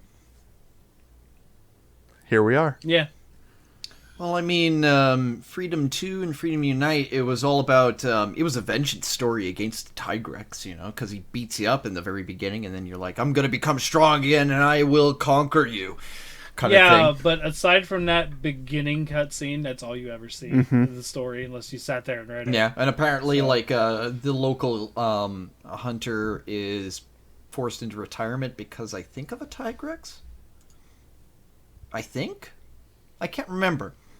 I know he did get brutally injured and that he can't hunt anymore, and so then he's like, it's all up to you, kid, you gotta do it. You gotta do the village solid, kind of thing. Yep. We'll see if we have a live banning here. Oh. Uh-oh. Who could it be? Oh. Anyways, Taco. So I remember. So, Pan. Well, I had something to say about that moment that Ace had because that was intense.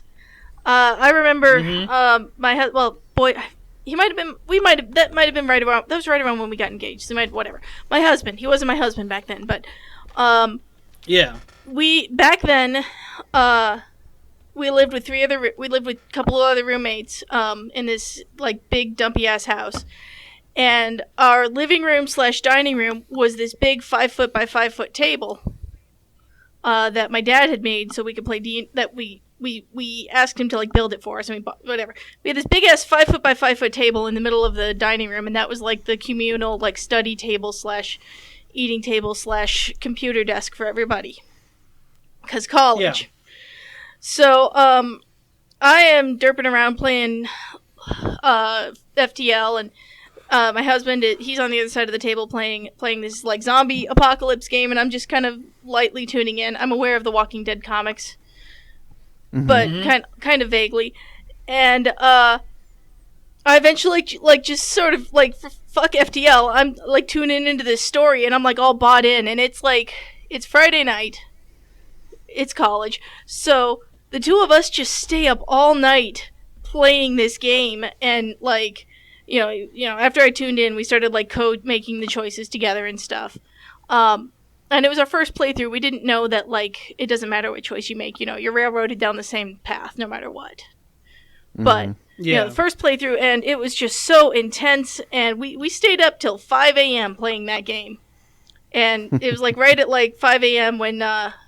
Right around like 5 a.m. when you get to that choice, and we both decided that Clementine needed to steel herself against the horrors of this new world and do the right thing and shoot Lee in the face.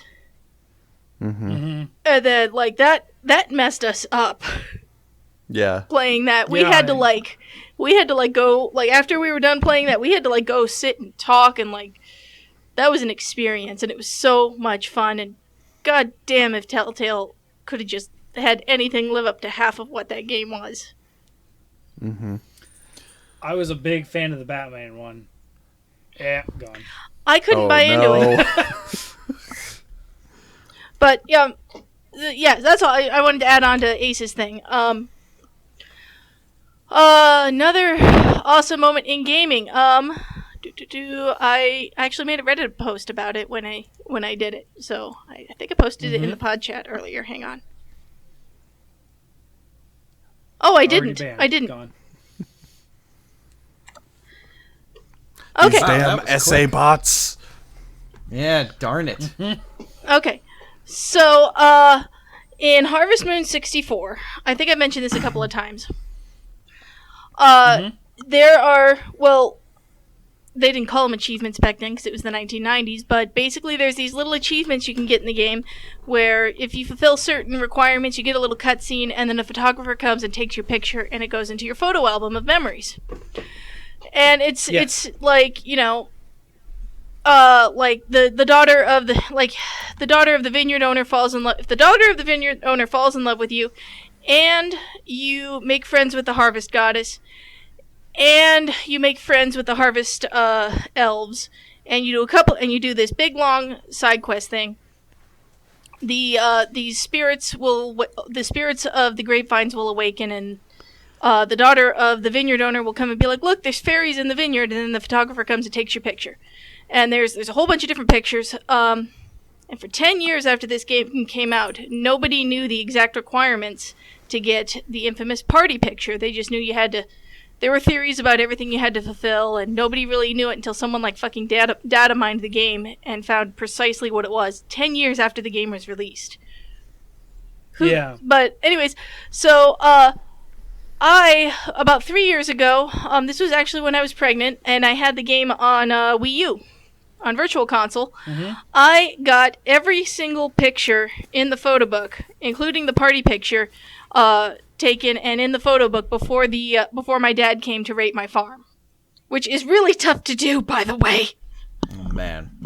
Because you have to get every girl in town to fall in love with you. You have to get married, have a baby, win a whole bunch of mini games, and be best buddies with like everybody in town, and to get all the other pictures. And then you also have to fulfill all the hidden requirements for the party picture. And I did it, and I was very happy when I did it.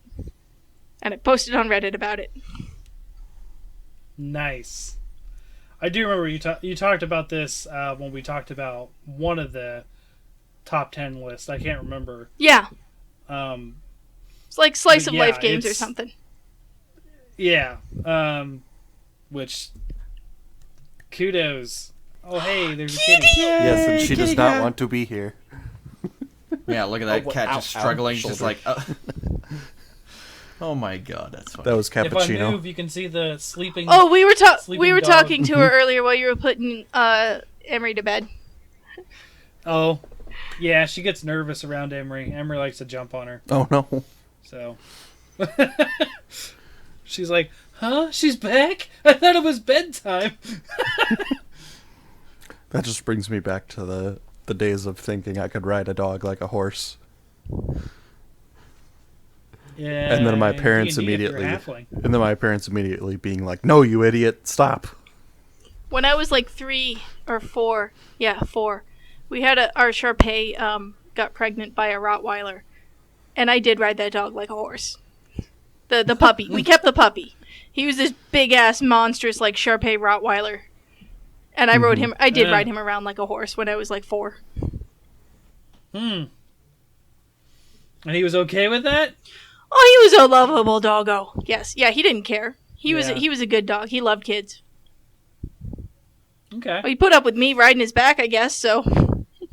Yeah, no, that's a lot for a dog to put up with. So, Morg. Harvest Moon 64. Oh, yeah. Harvest Moon 64. Morg, what do you got? Alrighty.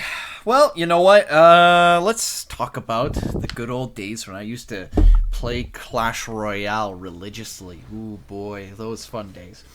The mobile game? Yes. Oh, man. I was fiercely competitive in that game. I took that game way too seriously. Got to the point where I think I was like, guess like the administrator equivalent for the clan, where I was like one of like the big clan bosses or whatever, and it got to the point where I was like so invested in like these clan wars that would happen every week, where you, depending on how well you did in the war, you would get certain bonuses. Yeah, certain bonuses. So you'd get like chests and stuff like that, gold, whatever. Yeah, I got to the point where I was like taking it so seriously that when people would enter into the clan war, but they wouldn't do any participation, I would automatically ban them. And then I'm like, let that be an example. There are a lot of you, and then they would be all like, he's gonna ban us. And I was such a tyrant back then.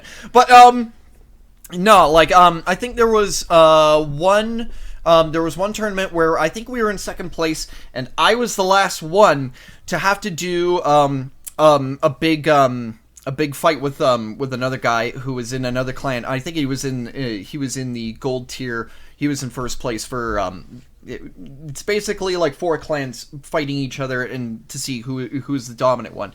And so it all hinged on me doing the best that I could and winning, so in that way we would get the most crowns, the most wins, and we would get the biggest reward.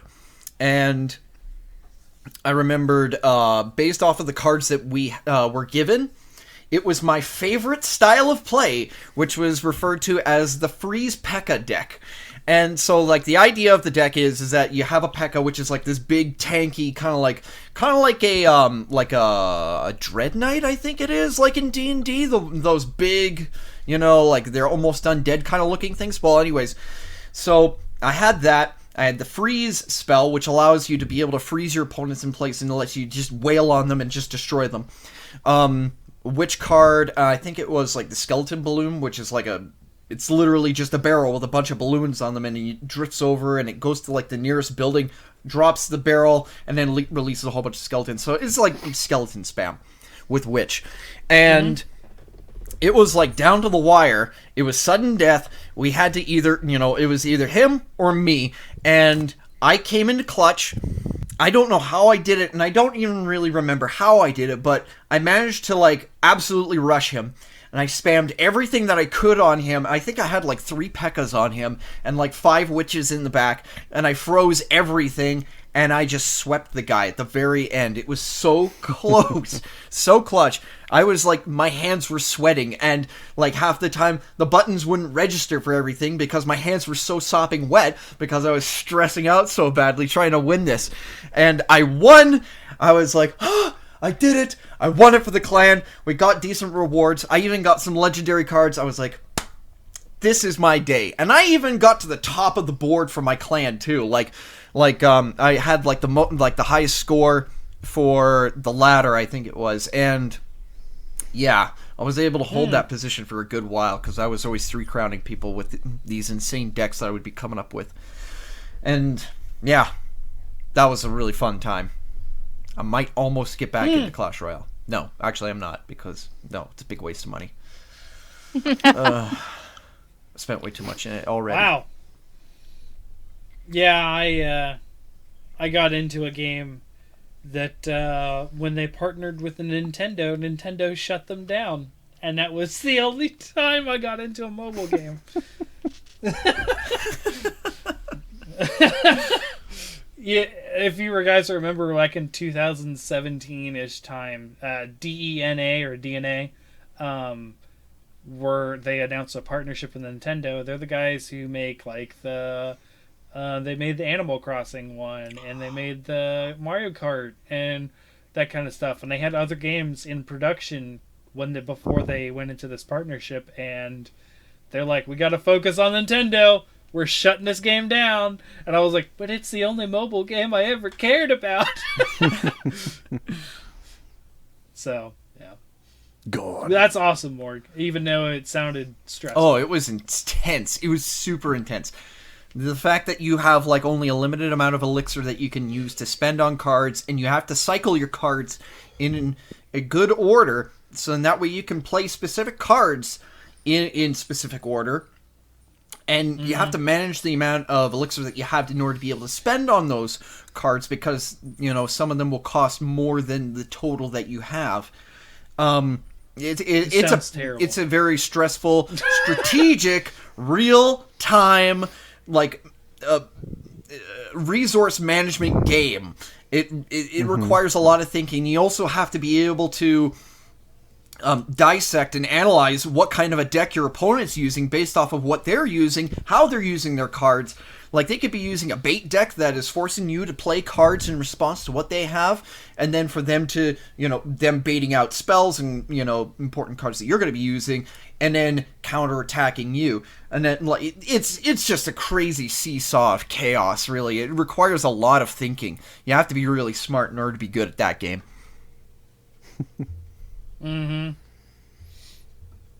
So, I have a whopper of a story to tell you. Uh-oh. Oh, I'm excited. So, I have told parts of this story. I have never told the whole thing about it, but it's I call it the Tyrant scare from Resident Evil 2. So if you guys have played Resident Evil 2, the original one, I don't know about the remake. I have never played the remake. The remake's pretty good. There is a challenge to go through the game without ever saving. Oh. So if you never save, and you get through this approximately 7-8 hour game, as far as I remember, Holy shit. You get a character. And I can't remember if it was Ada or one of the other secret characters, but you have to never save. And it was like, what do you say? Hold on. So this is the original, and it was on the PlayStation? PlayStation 1, yes. So you could just arbitrarily decide to fuck you up the ass and fail. Because PlayStations did that. Yes. Okay, just making sure I'm on the same page as you. Continue. Yes, this is the PS1 version of Resident Evil 2. We were both, so my friend Mike and I were both very comfortable with the game. We had played it through a couple times each, and we were going to try this challenge. We were going to hand it off when we got tired and to the other guy. And my friend Mike was better at the game than me, so he was going to do most of it. And when he needed to go for like a potty break or something, I was on the bench, essentially. But we were just hanging out as high school buddies playing through this. Spending the night at his house, Cheetos, Mountain Dew, a whole thing, just going through. And we are 4 hours into the game, and it's when Tyrant pops up. And Tyrant is the big bad guy. And there's this, and this is the part of the story I've told before. There's a corkscrew. Basically, the maze of the area is you go into this hallway, it turns in on itself into like a square corkscrew into the center. You get a key. As soon as you grab the key, Tyrant pops through the wall, and you have to fight him in a small room. And you're like, oh god! And Tyrant's one of those, he's like unkillable essentially until the end. But like, oh god, he pops through the wall. And of course, you can't die, right? Because if you die, you lose, and you start all over again. So, pops through, we both jump, because, it's a jump scare. And he fights off Tyrant. Awesome. Gets it done. We go back, you have to go back out through the same corkscrew, and you can actually see the hole in the wall that Tyrant busts through, because you're on the outer wall. You go out again. Tyrant busts through again after getting up, and you have to fight him in that hallway. So we're like, oh crap! So we got to fight him. Of course, we forgot about this part because it's a pretty other than that, it's a pretty innocuous part of the game because you're pretty much in the middle. You're just key hunting, opening doors, blah blah blah. Right. So we down Tyrant. Cool. We get about 20 minutes past this part, and Mike's dad pops in the room. The door clips the shelf in which the PlayStation is on. It not only skips, the disc pops up off the rotator. You can actually hear it spin around a couple times and just go... No. So, obviously the game failed. So we had to start over. Now, here's the thing. It was a rough thing to have to start over. But not only that, the news that his dad had was rough. Like, really rough for Mike, because his grandmother had just died. And we were like, oh, shit. I'm sorry, man. And then I was like, okay, so what are we going to do? Do we just stop? He's like, no. We got to do this. We got to get through this, right? We're about ready to start. We're almost ready to start again. Mike's dad pops in again. And then corrupts his memory card. Now, this had nothing to do with the game, but because of the way the PlayStation was, it could corrupt a memory card if you had a failure like that. This is also the same day, and I don't know, I'm not a NASCAR fan, but this is memorable for a lot of NASCAR people. This is the day that Dale Earnhardt died. So number 3. And that's like a big thing for NASCAR. And they were in NASCAR, so like he was like, I don't know what to do. Oh man. So I was like, hey, look, we can start over, because it was like 9:00 at night at that point that we finally decided to try to get going. And so we started up again, and we get back to that corkscrew room. We both jump the first time Tyrant comes in. Boom, comes in. We're like, oh shit, we forgot. So he fights him off. And we're like, okay, cool. So it's now more intense. This is our second attempt. We've had so much bad news. We just want to get through this, right? Like, there's just a bad vibe for the night. We're just like, we just want to have something done. So we come back out through the corkscrew. Tyrant pops out again, except I remember the exact moment when he comes through. And we were sitting in, like, kitchen chairs, like wooden kitchen chairs, in his bedroom, and he was sitting like cross-legged on the chair playing, and I was sitting beside him with like the back of the chair and my legs around the chair because we were hanging over it like this. And I look at him, and he's about ready to pop up, and I shake his arm and I go boo at the same time. He screams like a girl, backflips out of his chair, and the controller comes unplugged. Now Here's the no. asshole move on my part. I know I know this now, but like, we're just teenage guys just messing with each other. I'm crying laughing, and he's like, "You son of a bitch!" So I run up there, I plug in the controller. Thankfully, after that kind of jolt, it just pulled the controller out. It didn't jolt the system. So we carefully plug the controller back in. I finish the fight, and we just laugh for like 30 minutes. Oh man! Because it wasn't like he just like and fell backwards. It was like a whole legs flailing, arms flailing, just over the chair. Oh no! Oh man, it was so good. And at the time, he had sort of like like a lot of little middle school, high school guys were like had that masculinity problem. Don't call me a girl, or that kind of stuff. And so he screamed like a girl. So I made a big deal out of it. Like, man, you scream like a girl too. So it really bothered him. But oh man, it was such a funny night. But we did beat that. We did get that challenge done after that. So we spent another, I think it was 5 a.m. when we got done. Nice. Or something like that. Because and we did it, and we were like, so we passed out, and I got up and I went home after that, and I was just like, we did it, but at what cost? So yeah, that's Tyrant from Resident Evil 2. So yeah, final one tonight, Ace. Well, my final one is gonna be from Carrion, where you finally get the upgrade to transform yourself into a human. Oh, dude. Yeah, and you finally escape the facility. Because, as I've sort of mentioned in a conversation before with you, I'd been, struggling because I actually had to, go and find a walkthrough to find out where the fuck I have to go in the facility. So finally I get back on track, and then I get the upgrade, and it says to mutate into a person. And I'm like, oh, this is going to be interesting.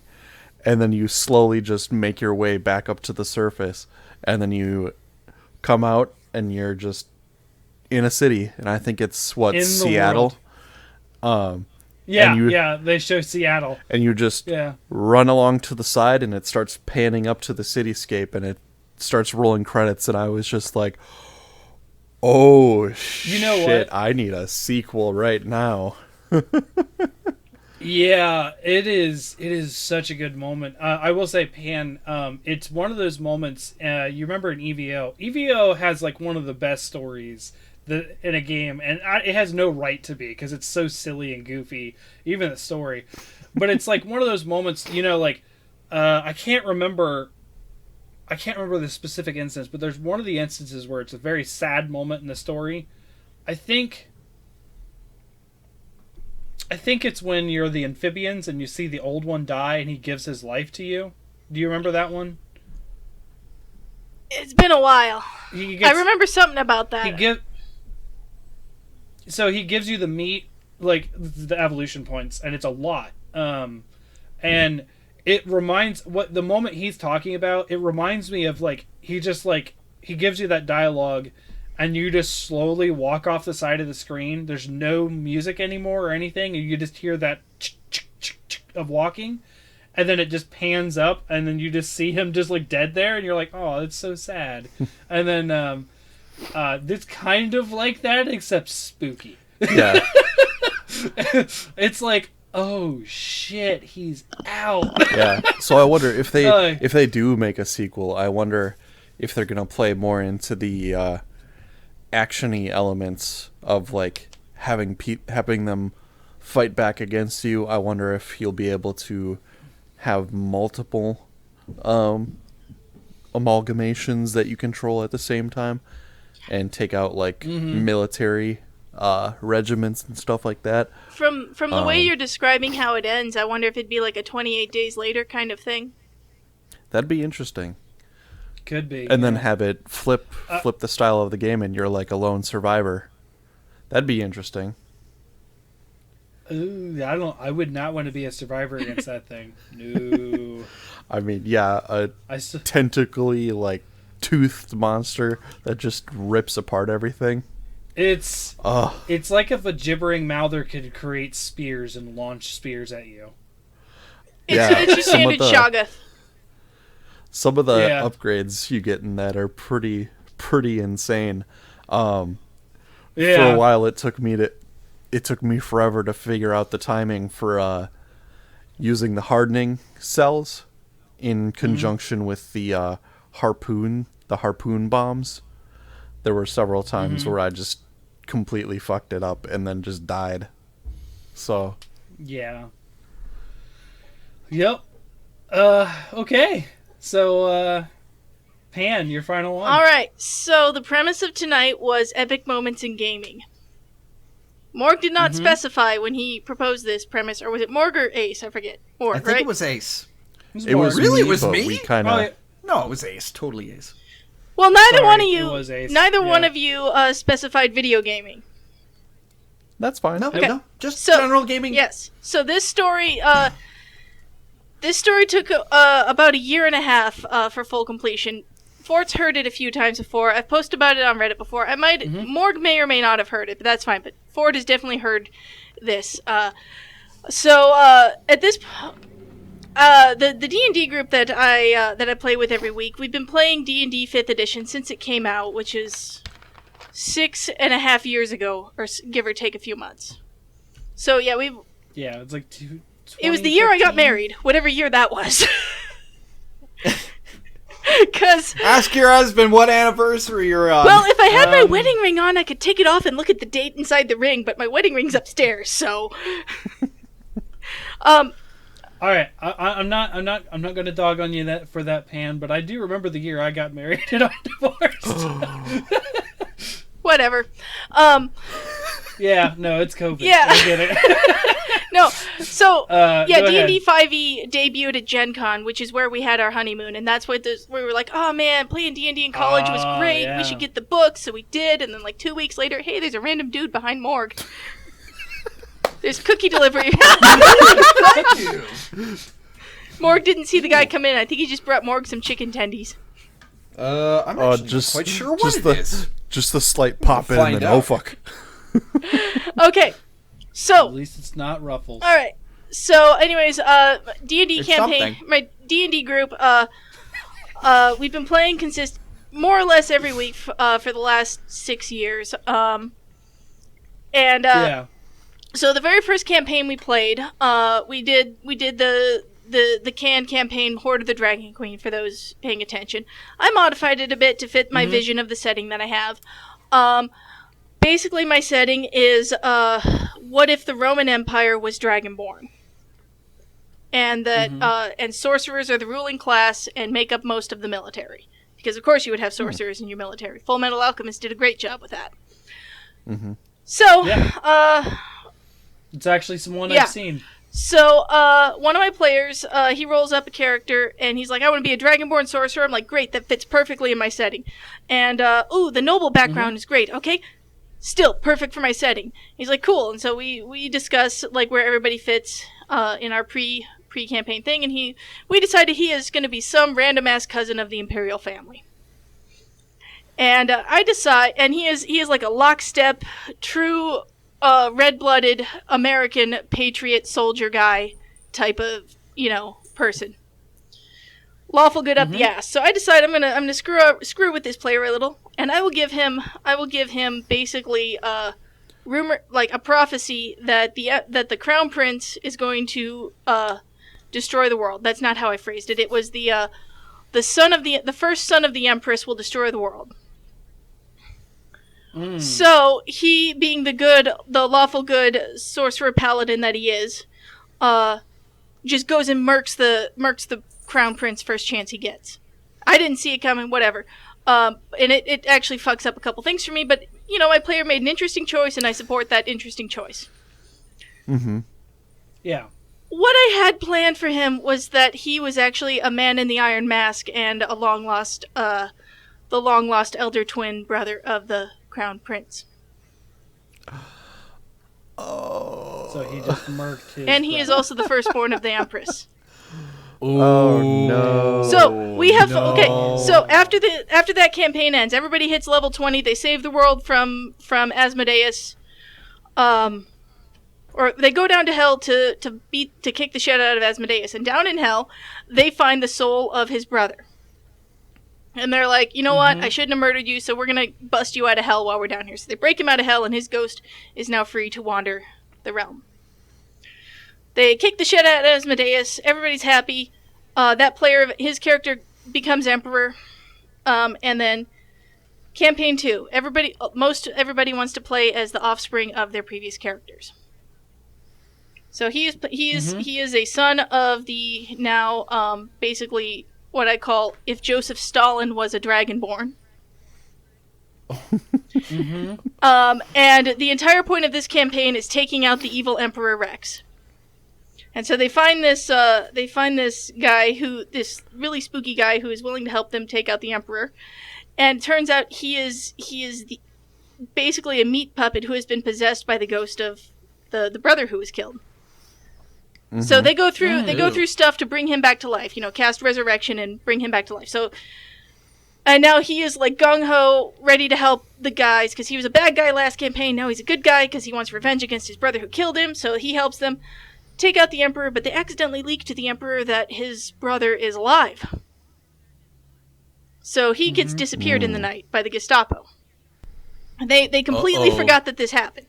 They just completely accidentally forget that this guy exists. So like a year later, they're still the same characters. They break into this like vault where these wizards who rip your memories out of your skull and store them in a vault. They find the memories of the prince, and they're like, "Oh shit!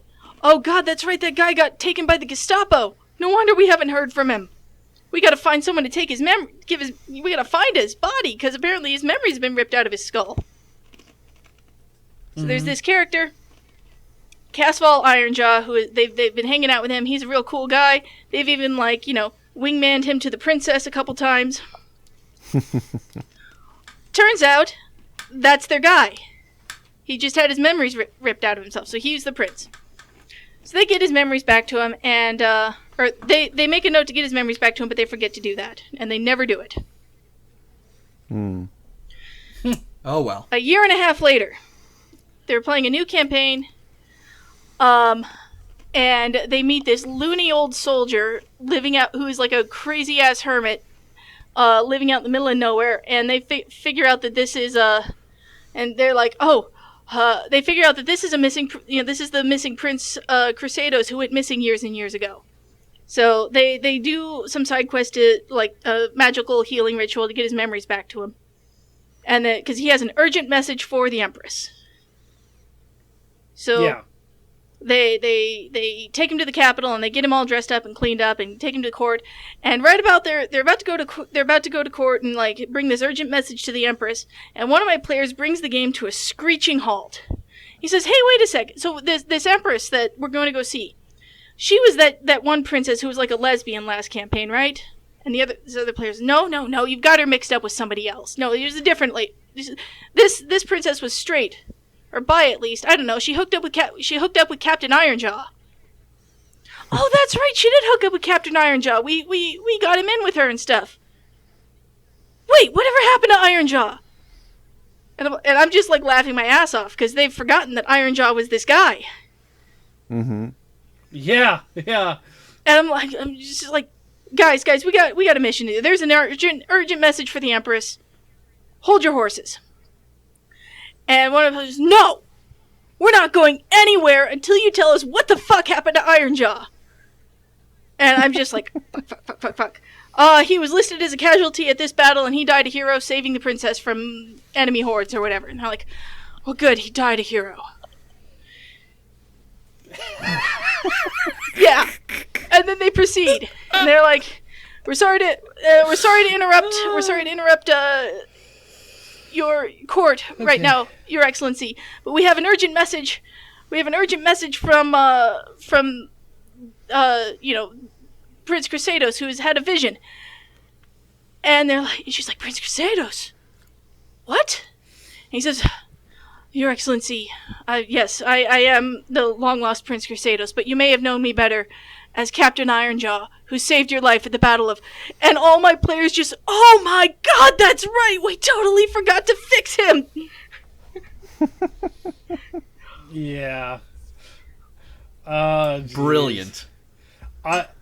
You have a video of No, this, that's a different think, right? one. That's a different one. Okay.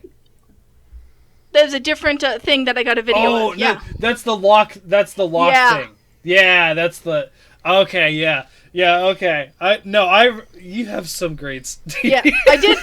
Yeah. Like if we talk about the D&D story. If we do a D&D story episode, it's gonna be funny small stories from the three of us and these epic ones from Van.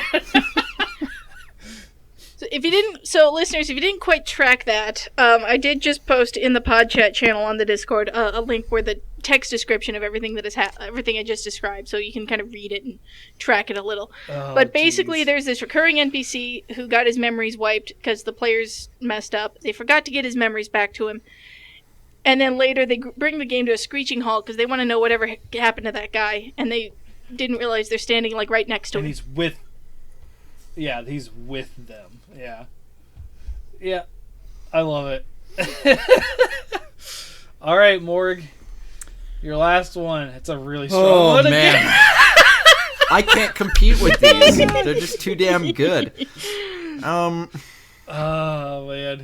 Well, I mean, I guess I could just talk about how I've beaten. Let me see. How many EXs have I beaten right now in GU? Were you part of the Red Helm hunt? Not with your guys's. Oh wait, no, yeah, I was. Yes, I was with you guys. You did it with a cat. I That's did right, it with a 'cause you Palico. did it as a Prowler. And I beat mine with a Palico, and it was 2 players too, which made it even more. Oh wait, no, yeah, it was 2 players. It was Pokejohn and I. We managed to beat my Red Helm. Nice. 2-player EX. I also beat EX Crystalbeard with Negative Enigma. 2-player, played it as a cat. And I started to come around and realize that Palico is actually incredibly viable in a lot of hunts. Yeah, not only is it incredibly safe to play as a bomb cat because you have the Adept Evade, but the boomerangs are insanely powerful. Like, if you get Mega Boomerangs, if you charge them up and, like, if you have enough gauge for it and you have a cat in your party that has Go Fight Win, it cuts the cost of using those abilities by, I think, one full bar in your gauge, and you get a maximum of, like, 10 in your gauge. And yeah, when you have a cat going Go Fight Win, and you have like a gauge that has like 6 bars in it, you can just go ham. Especially if a monster is like downed, it's insane. I think I threw like 3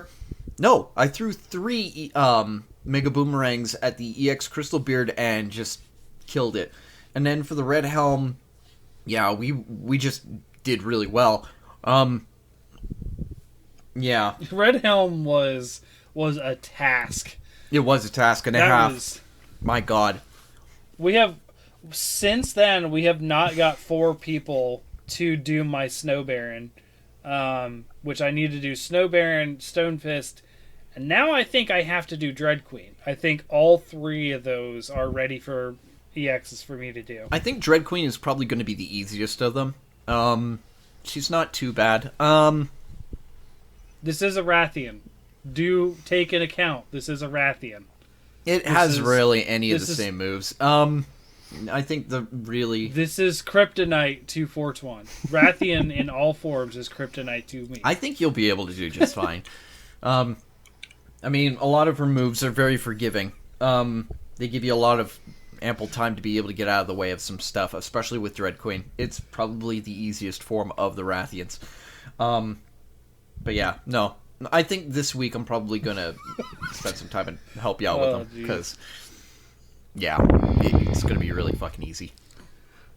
Several times I have not been able to get to the life powders quick enough. No, I didn't get a chance to really do much with you guys this week. But next week, I'm going to be sitting down and playing a little bit of GU. I'm still trying to get through my frickin' Nuzlocke, and you know what? Maybe I should have talked about that, because that one, I think, is probably the most harrowing one. It's actually a lot more harrowing than EX. Okay, I'm going to throw a freebie at you guys.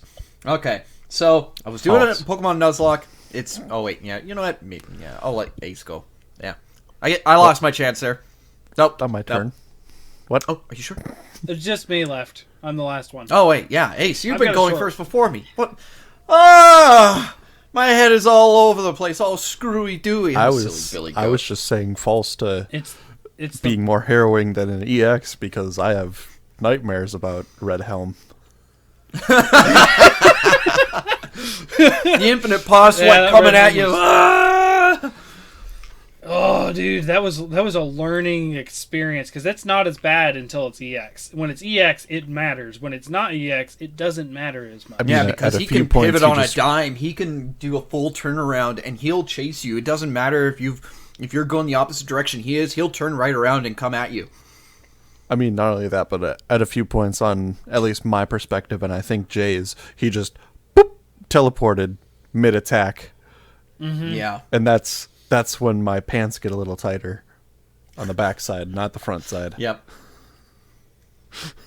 As in, he pooped himself. Yes. Thank you. Pan. Oh, my pants are oddly, tighter fitting. I guess there is I such thing cannot as a explain the range of emotions and confusion that displayed on my face to the listeners, but I was extremely confused for a few minutes. Yeah, she was Your just head like, just "Egad!" snapped over like, wait, there- what? What Yeah. was just said? In defense, there is such thing as a fear boner. That No, is a I know, thing. and that's what I was like, wait, is that what he was talking about? But wait, why in the back? I'm so confused. Oh no! Yeah. My ass boner! Oh and no!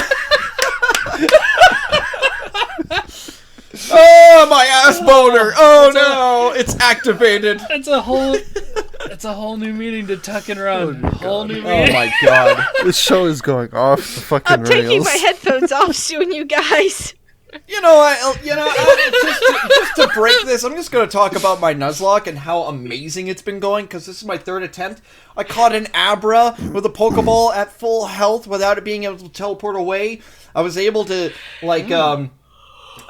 deal with, I think it was Commander Mars. I don't know how many times. She's so easy. If you've got, like, a Geodude or a Machop, you can tank a lot of her hits if you know how to play around her properly. Crasher Wake was the only one who was really difficult for me, because I wanted to try and set up Rain on him, but I didn't realize that his freaking Floatzel has Swift Swim and Aqua Jet and Brine, which do double damage in Rain, and because of Stab.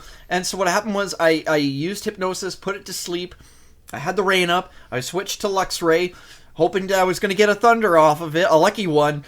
While it was still asleep, it woke up, used Brine, killed him in an instant, and I'm like, oh shit, I'm gonna die now. Oh man, I gave him every advantage.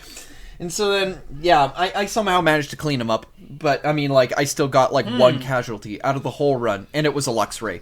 Like, I think at the 5th gym, because, let me see, there's the Rock Gym, the Grass Gym, the Fighting Gym, Ghost Gym, and then, yeah, it was Water Gym. Is this the same game that you're doing that was just recently announced, the remakes? Yes, and that's why I'm also not buying Okay. them. Because I already have Platinum for free with action replay codes, an infinite number of cheats, and randomizer program that allows me to be able to play it for randomized. Oh, and I can even choose whatever starter I want. I could start the game with a Larvitar if I wanted. I'm buying it because they're doing something different with a remake. They better do something different. Yeah. And I want to I'm going to support get that. Legend of Arceus, though. I'm getting that. It's going to be great. No, we did We did talk. We talked Yeah. about it. Yes. Yeah. Why are we talking about it still? I don't know. Because just I threw you started guys for a loop. foaming at the mouth. I just wanted to. Yeah, I just wanted to make sure they were the same game because I will be doing another bug team and I will be maximizing it to my full potential. And if that means I have 3 people on my team, then I have 3 Pokemon on my team. If there's only 3 bugs, You might get more. So you might get more. I hope you get a Scyther. there's probably more. There's probably more. Anyways, so my final one is my absolute favorite cutscene in any game. And that is the end of Act 1 in Diablo 3. Now, a lot of people shit on Diablo 3 for its story specifically. And I've heard a lot of people say that they were like, oh, Diablo 2 is better because the cutscene story and blah, blah, blah. I'm like, the only thing you have to go on in Diablo 2 is a few lines of dialogue, and I doubt anyone ever listened to all those rolling dialogues. But you get a little bit of plot while you're playing, and you get cutscenes with Marius and Tyrael and stuff. But I will say that I have never, like, as far as characters go, I would never have classified Tyrael as one of my favorite characters in a video game until this cutscene. Because it is insanely awesome. Now, a little bit of preface if you have never played Diablo: angels and demons at war. Ta-da! Not a real. Well, that's a new and original story I've never process. heard before. Right. There's a lot to it though, and Tyrael, to explain him, because it's very important to who he is and what this cutscene is. Tyrael is the embodiment of justice. And that's what angels are. They're an embodiment of an idea. Just the same as Diablo is the Lord of Terror. He's the embodiment of terror. So that gives them certain abilities and that kind of stuff. But they are, in a literal sense, that. He is justice. Mm-hmm. The events of Diablo 2 and Diablo 3 bring Tyrael into question with the Angiers Council, which is the Council of the Angels. And their idea is that they do not interfere with humans, because that is law. You do not interfere directly with humans. Tyrael has been breaking this law because the demons have been breaking this law, and they're no longer getting influence. I mean, all throughout Diablo 2, Tyrael is breaking this law. And it makes Tyrael one of the few angels you know in the series well before any other angel that you see a lot of them in Diablo 3. Mm-hmm. And there's this confrontation between Imperius and Tyrael. And they actually get in a fight. And, like, Imperius tries to kill him, and then he loses his spear, which Imperius has a special spear. And Tyrael delivers, I think, one of the coolest lines in video games. And he says, "You cannot judge me. I am justice itself." I remember that scene. I have played a little bit of Diablo 3. So, and then, so he looks around to the rest of the council and he goes, "And if your precious laws bind you all to inaction, then I will no longer stand as your brother." And then it cuts away to, I can't even remember her name right now. She dies. But that's not where I care. You get Deckard's adopted daughter. Basically, he's telling this to her. Tyrael's telling us to her now that he's immortal. Mm-hmm. So, and she's like, "You chose." And it's important. They make it a little over dramatic.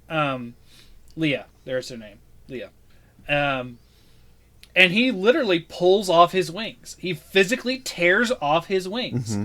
And it's like, holy shit. Like, what is going on? Like, none of this, and no angel has ever done this in the history of Diablo, right? There's a lot of things that people shit on Diablo 3 for like, story-wise and stuff, but there are so many cool things that happen in this story that, like, impact the larger lore of Diablo in big ways. And the fact that you can choose to be mortal was not a thing. Like, you were just an angel. Like, you were what you were. You couldn't choose to make something different. And a lot of things that they point out in Diablo 3, there's a lot of people choosing, right? There's you talk a lot. You have it happen in the history of Diablo 3. You get like the people choosing to leave the Sin War, which is the Angel and Devil Demon War, whatever. Angel Demon War. There you go. That's what I was trying to say. But yeah, that cutscene still to this day gives me chills, because just the sheer power of what Tyrael does and the lengths he's willing to go to still be the embodiment of justice, and the way that kind of flips at the end, and he becomes wisdom because of justice. It was like, oh, he now takes on the mantle of wisdom at the end of the game, and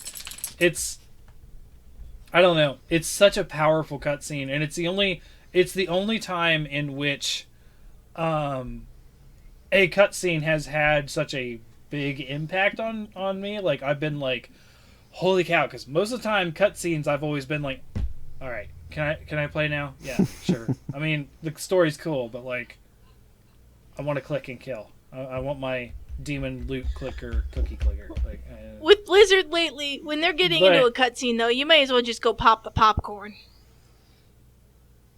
No, that's true. And in any Diablo or Warcraft or WoW cutscene or animated anything, it's just awesome. And I mean, even the Diablo 4 stuff with Lilith being born from this skin thing, that's so creepy, but like, that's a good intro to Diablo 4. It was like, oh, what is happening? So yeah, then that's, for me, that's the only epic gaming moment that I will say that I have no direct player agency, like as an input.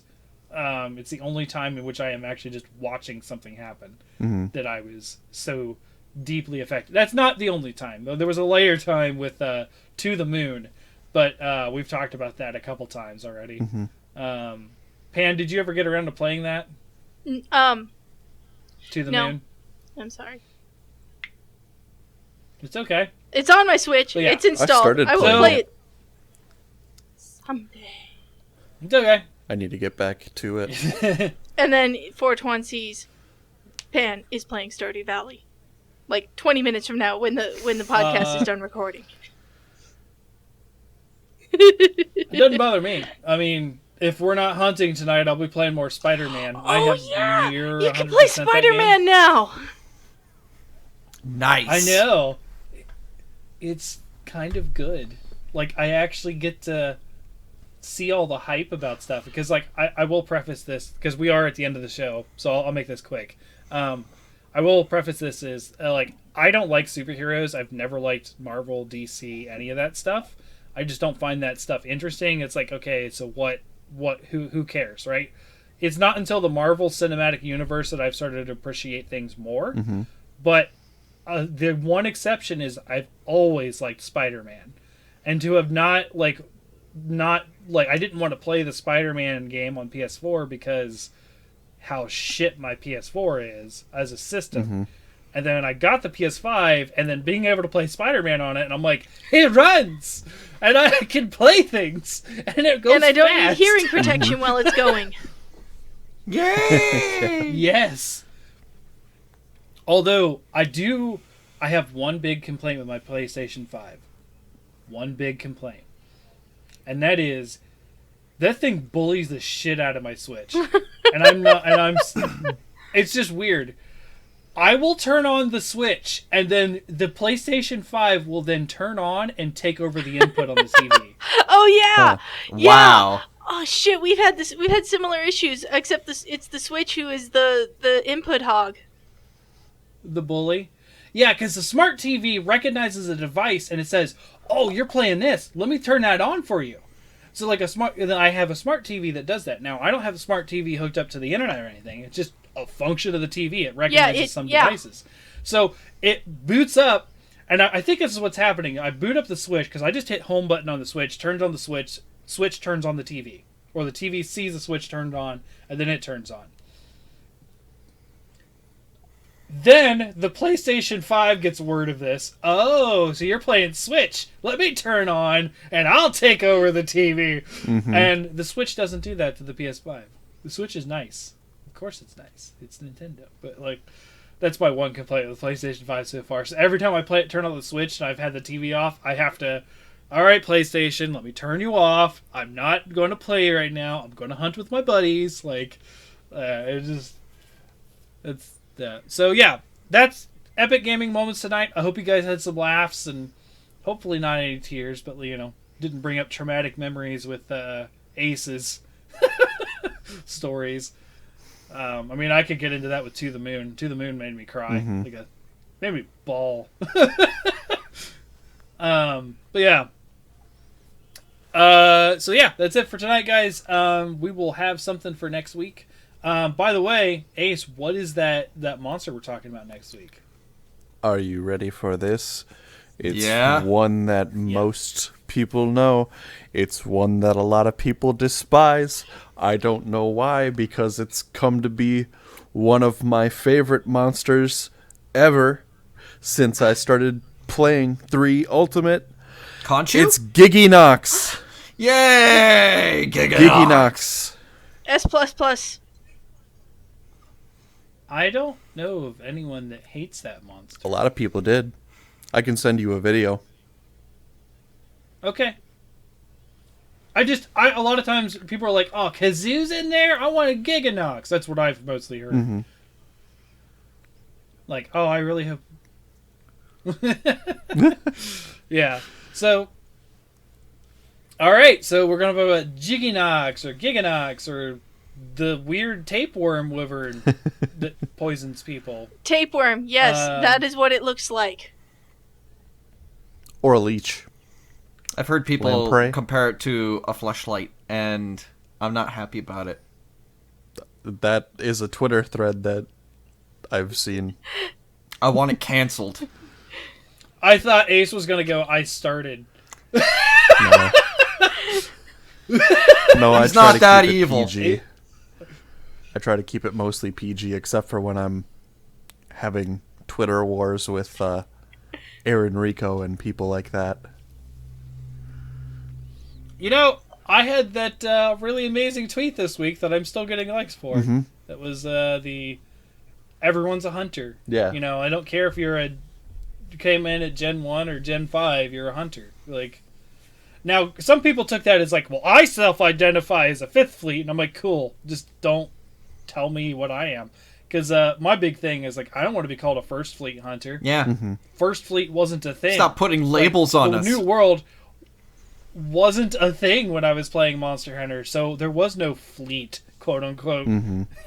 I was just a hunter, so that's what I prefer to be called, is just a hunter. And, you know, granted, that is a little bit of my worldview. You know, it's pushing that off to other people, but hey. So yeah, anyways, thank you guys for listening tonight. This is Fortuan. You can catch me at HunterSubPod on Twitter. You can see me making wholesome tweets, I suppose. I've got blamed for wholesome tweets. Also, gameplay clips and maybe some impressions of PS5 stuff, because I've actually got to play one now. It's fun. Unless I'm playing Demon Souls, then it's not so fun. And you can upload stuff directly to Twitter from that too. So if you can from the Switch. That's how I do the clips from Switch. Yeah, if you get some fun glitches in Spider-Man like I have, you can post them. I didn't want to, but I did go inside of a building once. I was just like I was trapped into like and it wasn't like a big skyscraper. It was like one of the small town buildings, and I was like, why? Oh, no. Why am I inside of it? I had one where... Oh, go ahead. Sorry. I actually got out of it because the story mission was in the front of that building. So I ran as fast as I could to sort of hope to glitch through that wall, and I actually got through a little bit and this activated the story sequence, and that's how I got out. Oh my god. I had a glitch where a random female NPC was crossing a crosswalk and then just stopped and then started vibrating. Like, just stood still and was just Doubt like... intensifies. Oh, like that. What's it? The Progressive commercial where the guy is a cell phone. He's like, "Oh, hold on, I'm on vibrate." Oh no! Oh, I love that one. All right, so I'll catch you guys on the next quest, and on that quest, where will you be, Morg?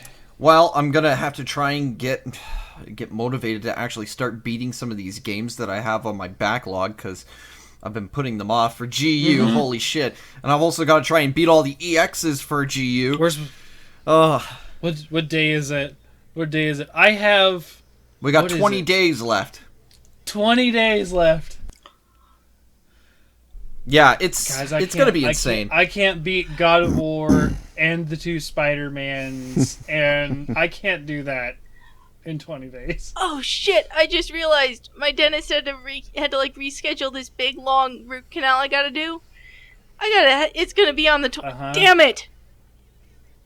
I gotta spend like 3 hours at the. I gotta spend like 3 hours at the dentist on Monster Hunter Day, guys. Just bring your Switch in. Man. Tell him to get you like some arm holsters so that you can just. At the very least, you can play in the waiting room. They don't do waiting rooms. You sit in your car because of the COVID. Interesting.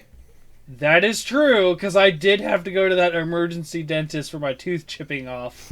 Actually, I figured out it wasn't tooth, it was filling. But still want to get that taken care of. Otherwise, if you let it sit for like 8 years like I did, then you got to go in for a 3-hour root canal. I'm so lucky. Ooh. I don't have a single cavity. They were like on the verge of a root canal. Like, we're going to fill this, and if it doesn't fill well, you're going to get a root canal. And I was like, please. It filled well, so I'm good. So anyways, speaking of which, Pan, we'll find you on Discord. Yay! Okay. And Reddit, if you're still there I'm still browsing Reddit like constantly. I'm browsing Reddit right now. I don't post on Reddit nearly as much. But yeah. Yeah. How are the boys doing with their game stonks? The Game Stonks peaked real hard last week, and my husband sold all his stocks. And then when it but then when it crashed again, he bought like twice as many as he had sold. And so now so he's basically been doing that to increase how many stonks he has. I don't know how many he has now. So now he's just waiting for a real nice peak, and then he'll cash out. Mm-hmm. Interesting. Well, let's hope that succeeds. I wonder when GameStop's gonna, because GameStop came through for me. That's where I got my PS5 from. Mm-hmm. So. Same here. Legit, got it legit. So Ace, where we're gonna find you? You can find me on Twitter as Ace Badger Gaming, and also on the Discord as Ace Badger Gaming, where I will probably be tagging you every time we have someone come in. Yeah, we've had a lot of bots come in, a lot of new people too, which I'm glad for. Mm-hmm. Join the Discord. I don't know. I advertise more the merrier. I advertise on Twitter, and it has its benefits and its glaring drawbacks. So, granted, I think we're just breaking even. Hitler porn again. Yeah, that was a bizarre. It's only been essay things lately, but the pornographic stuff that was new and bad, and a person. Yeah. Like, it wasn't a bot. Mm-hmm. All right. Well, thank you guys for listening, and we'll be back next week. Probably having actual Monster Hunter news to talk about because of was it the 9th and the 10th? We have stuff to 8th, talk about. 8th, 9th, and the 11th. Monday, Tuesday, Thursday. 8th, 9th, and 11th. We need people to start watching this terrible movie. Oh, the Monster Hunter movie? Because we need to review it. Well, I was going to say, we should maybe have a My brother watch bought party. A Blu-ray of it. He found one and bought a Blu-ray. He's like, you need to have one. We need to watch this film together. Because Amazon has third time. Amazon has a watch party option, so if everyone buys or rents it, we could potentially watch it with our group here and people on the Discord as well. Mm-hmm. Yes, we could do screen Do share. a Discord watch party. Mm-hmm. Oh boy. That's how I watched it with Punished Venom Mom. Mm. It was pretty fun. They were asking me, hey, when does the hunting horn user come in the movie? And I'm like, well, it's already the end of the film. And they're all like, what? All right. Well, thank you guys for listening. Catch you next week. Bye-bye. Bye.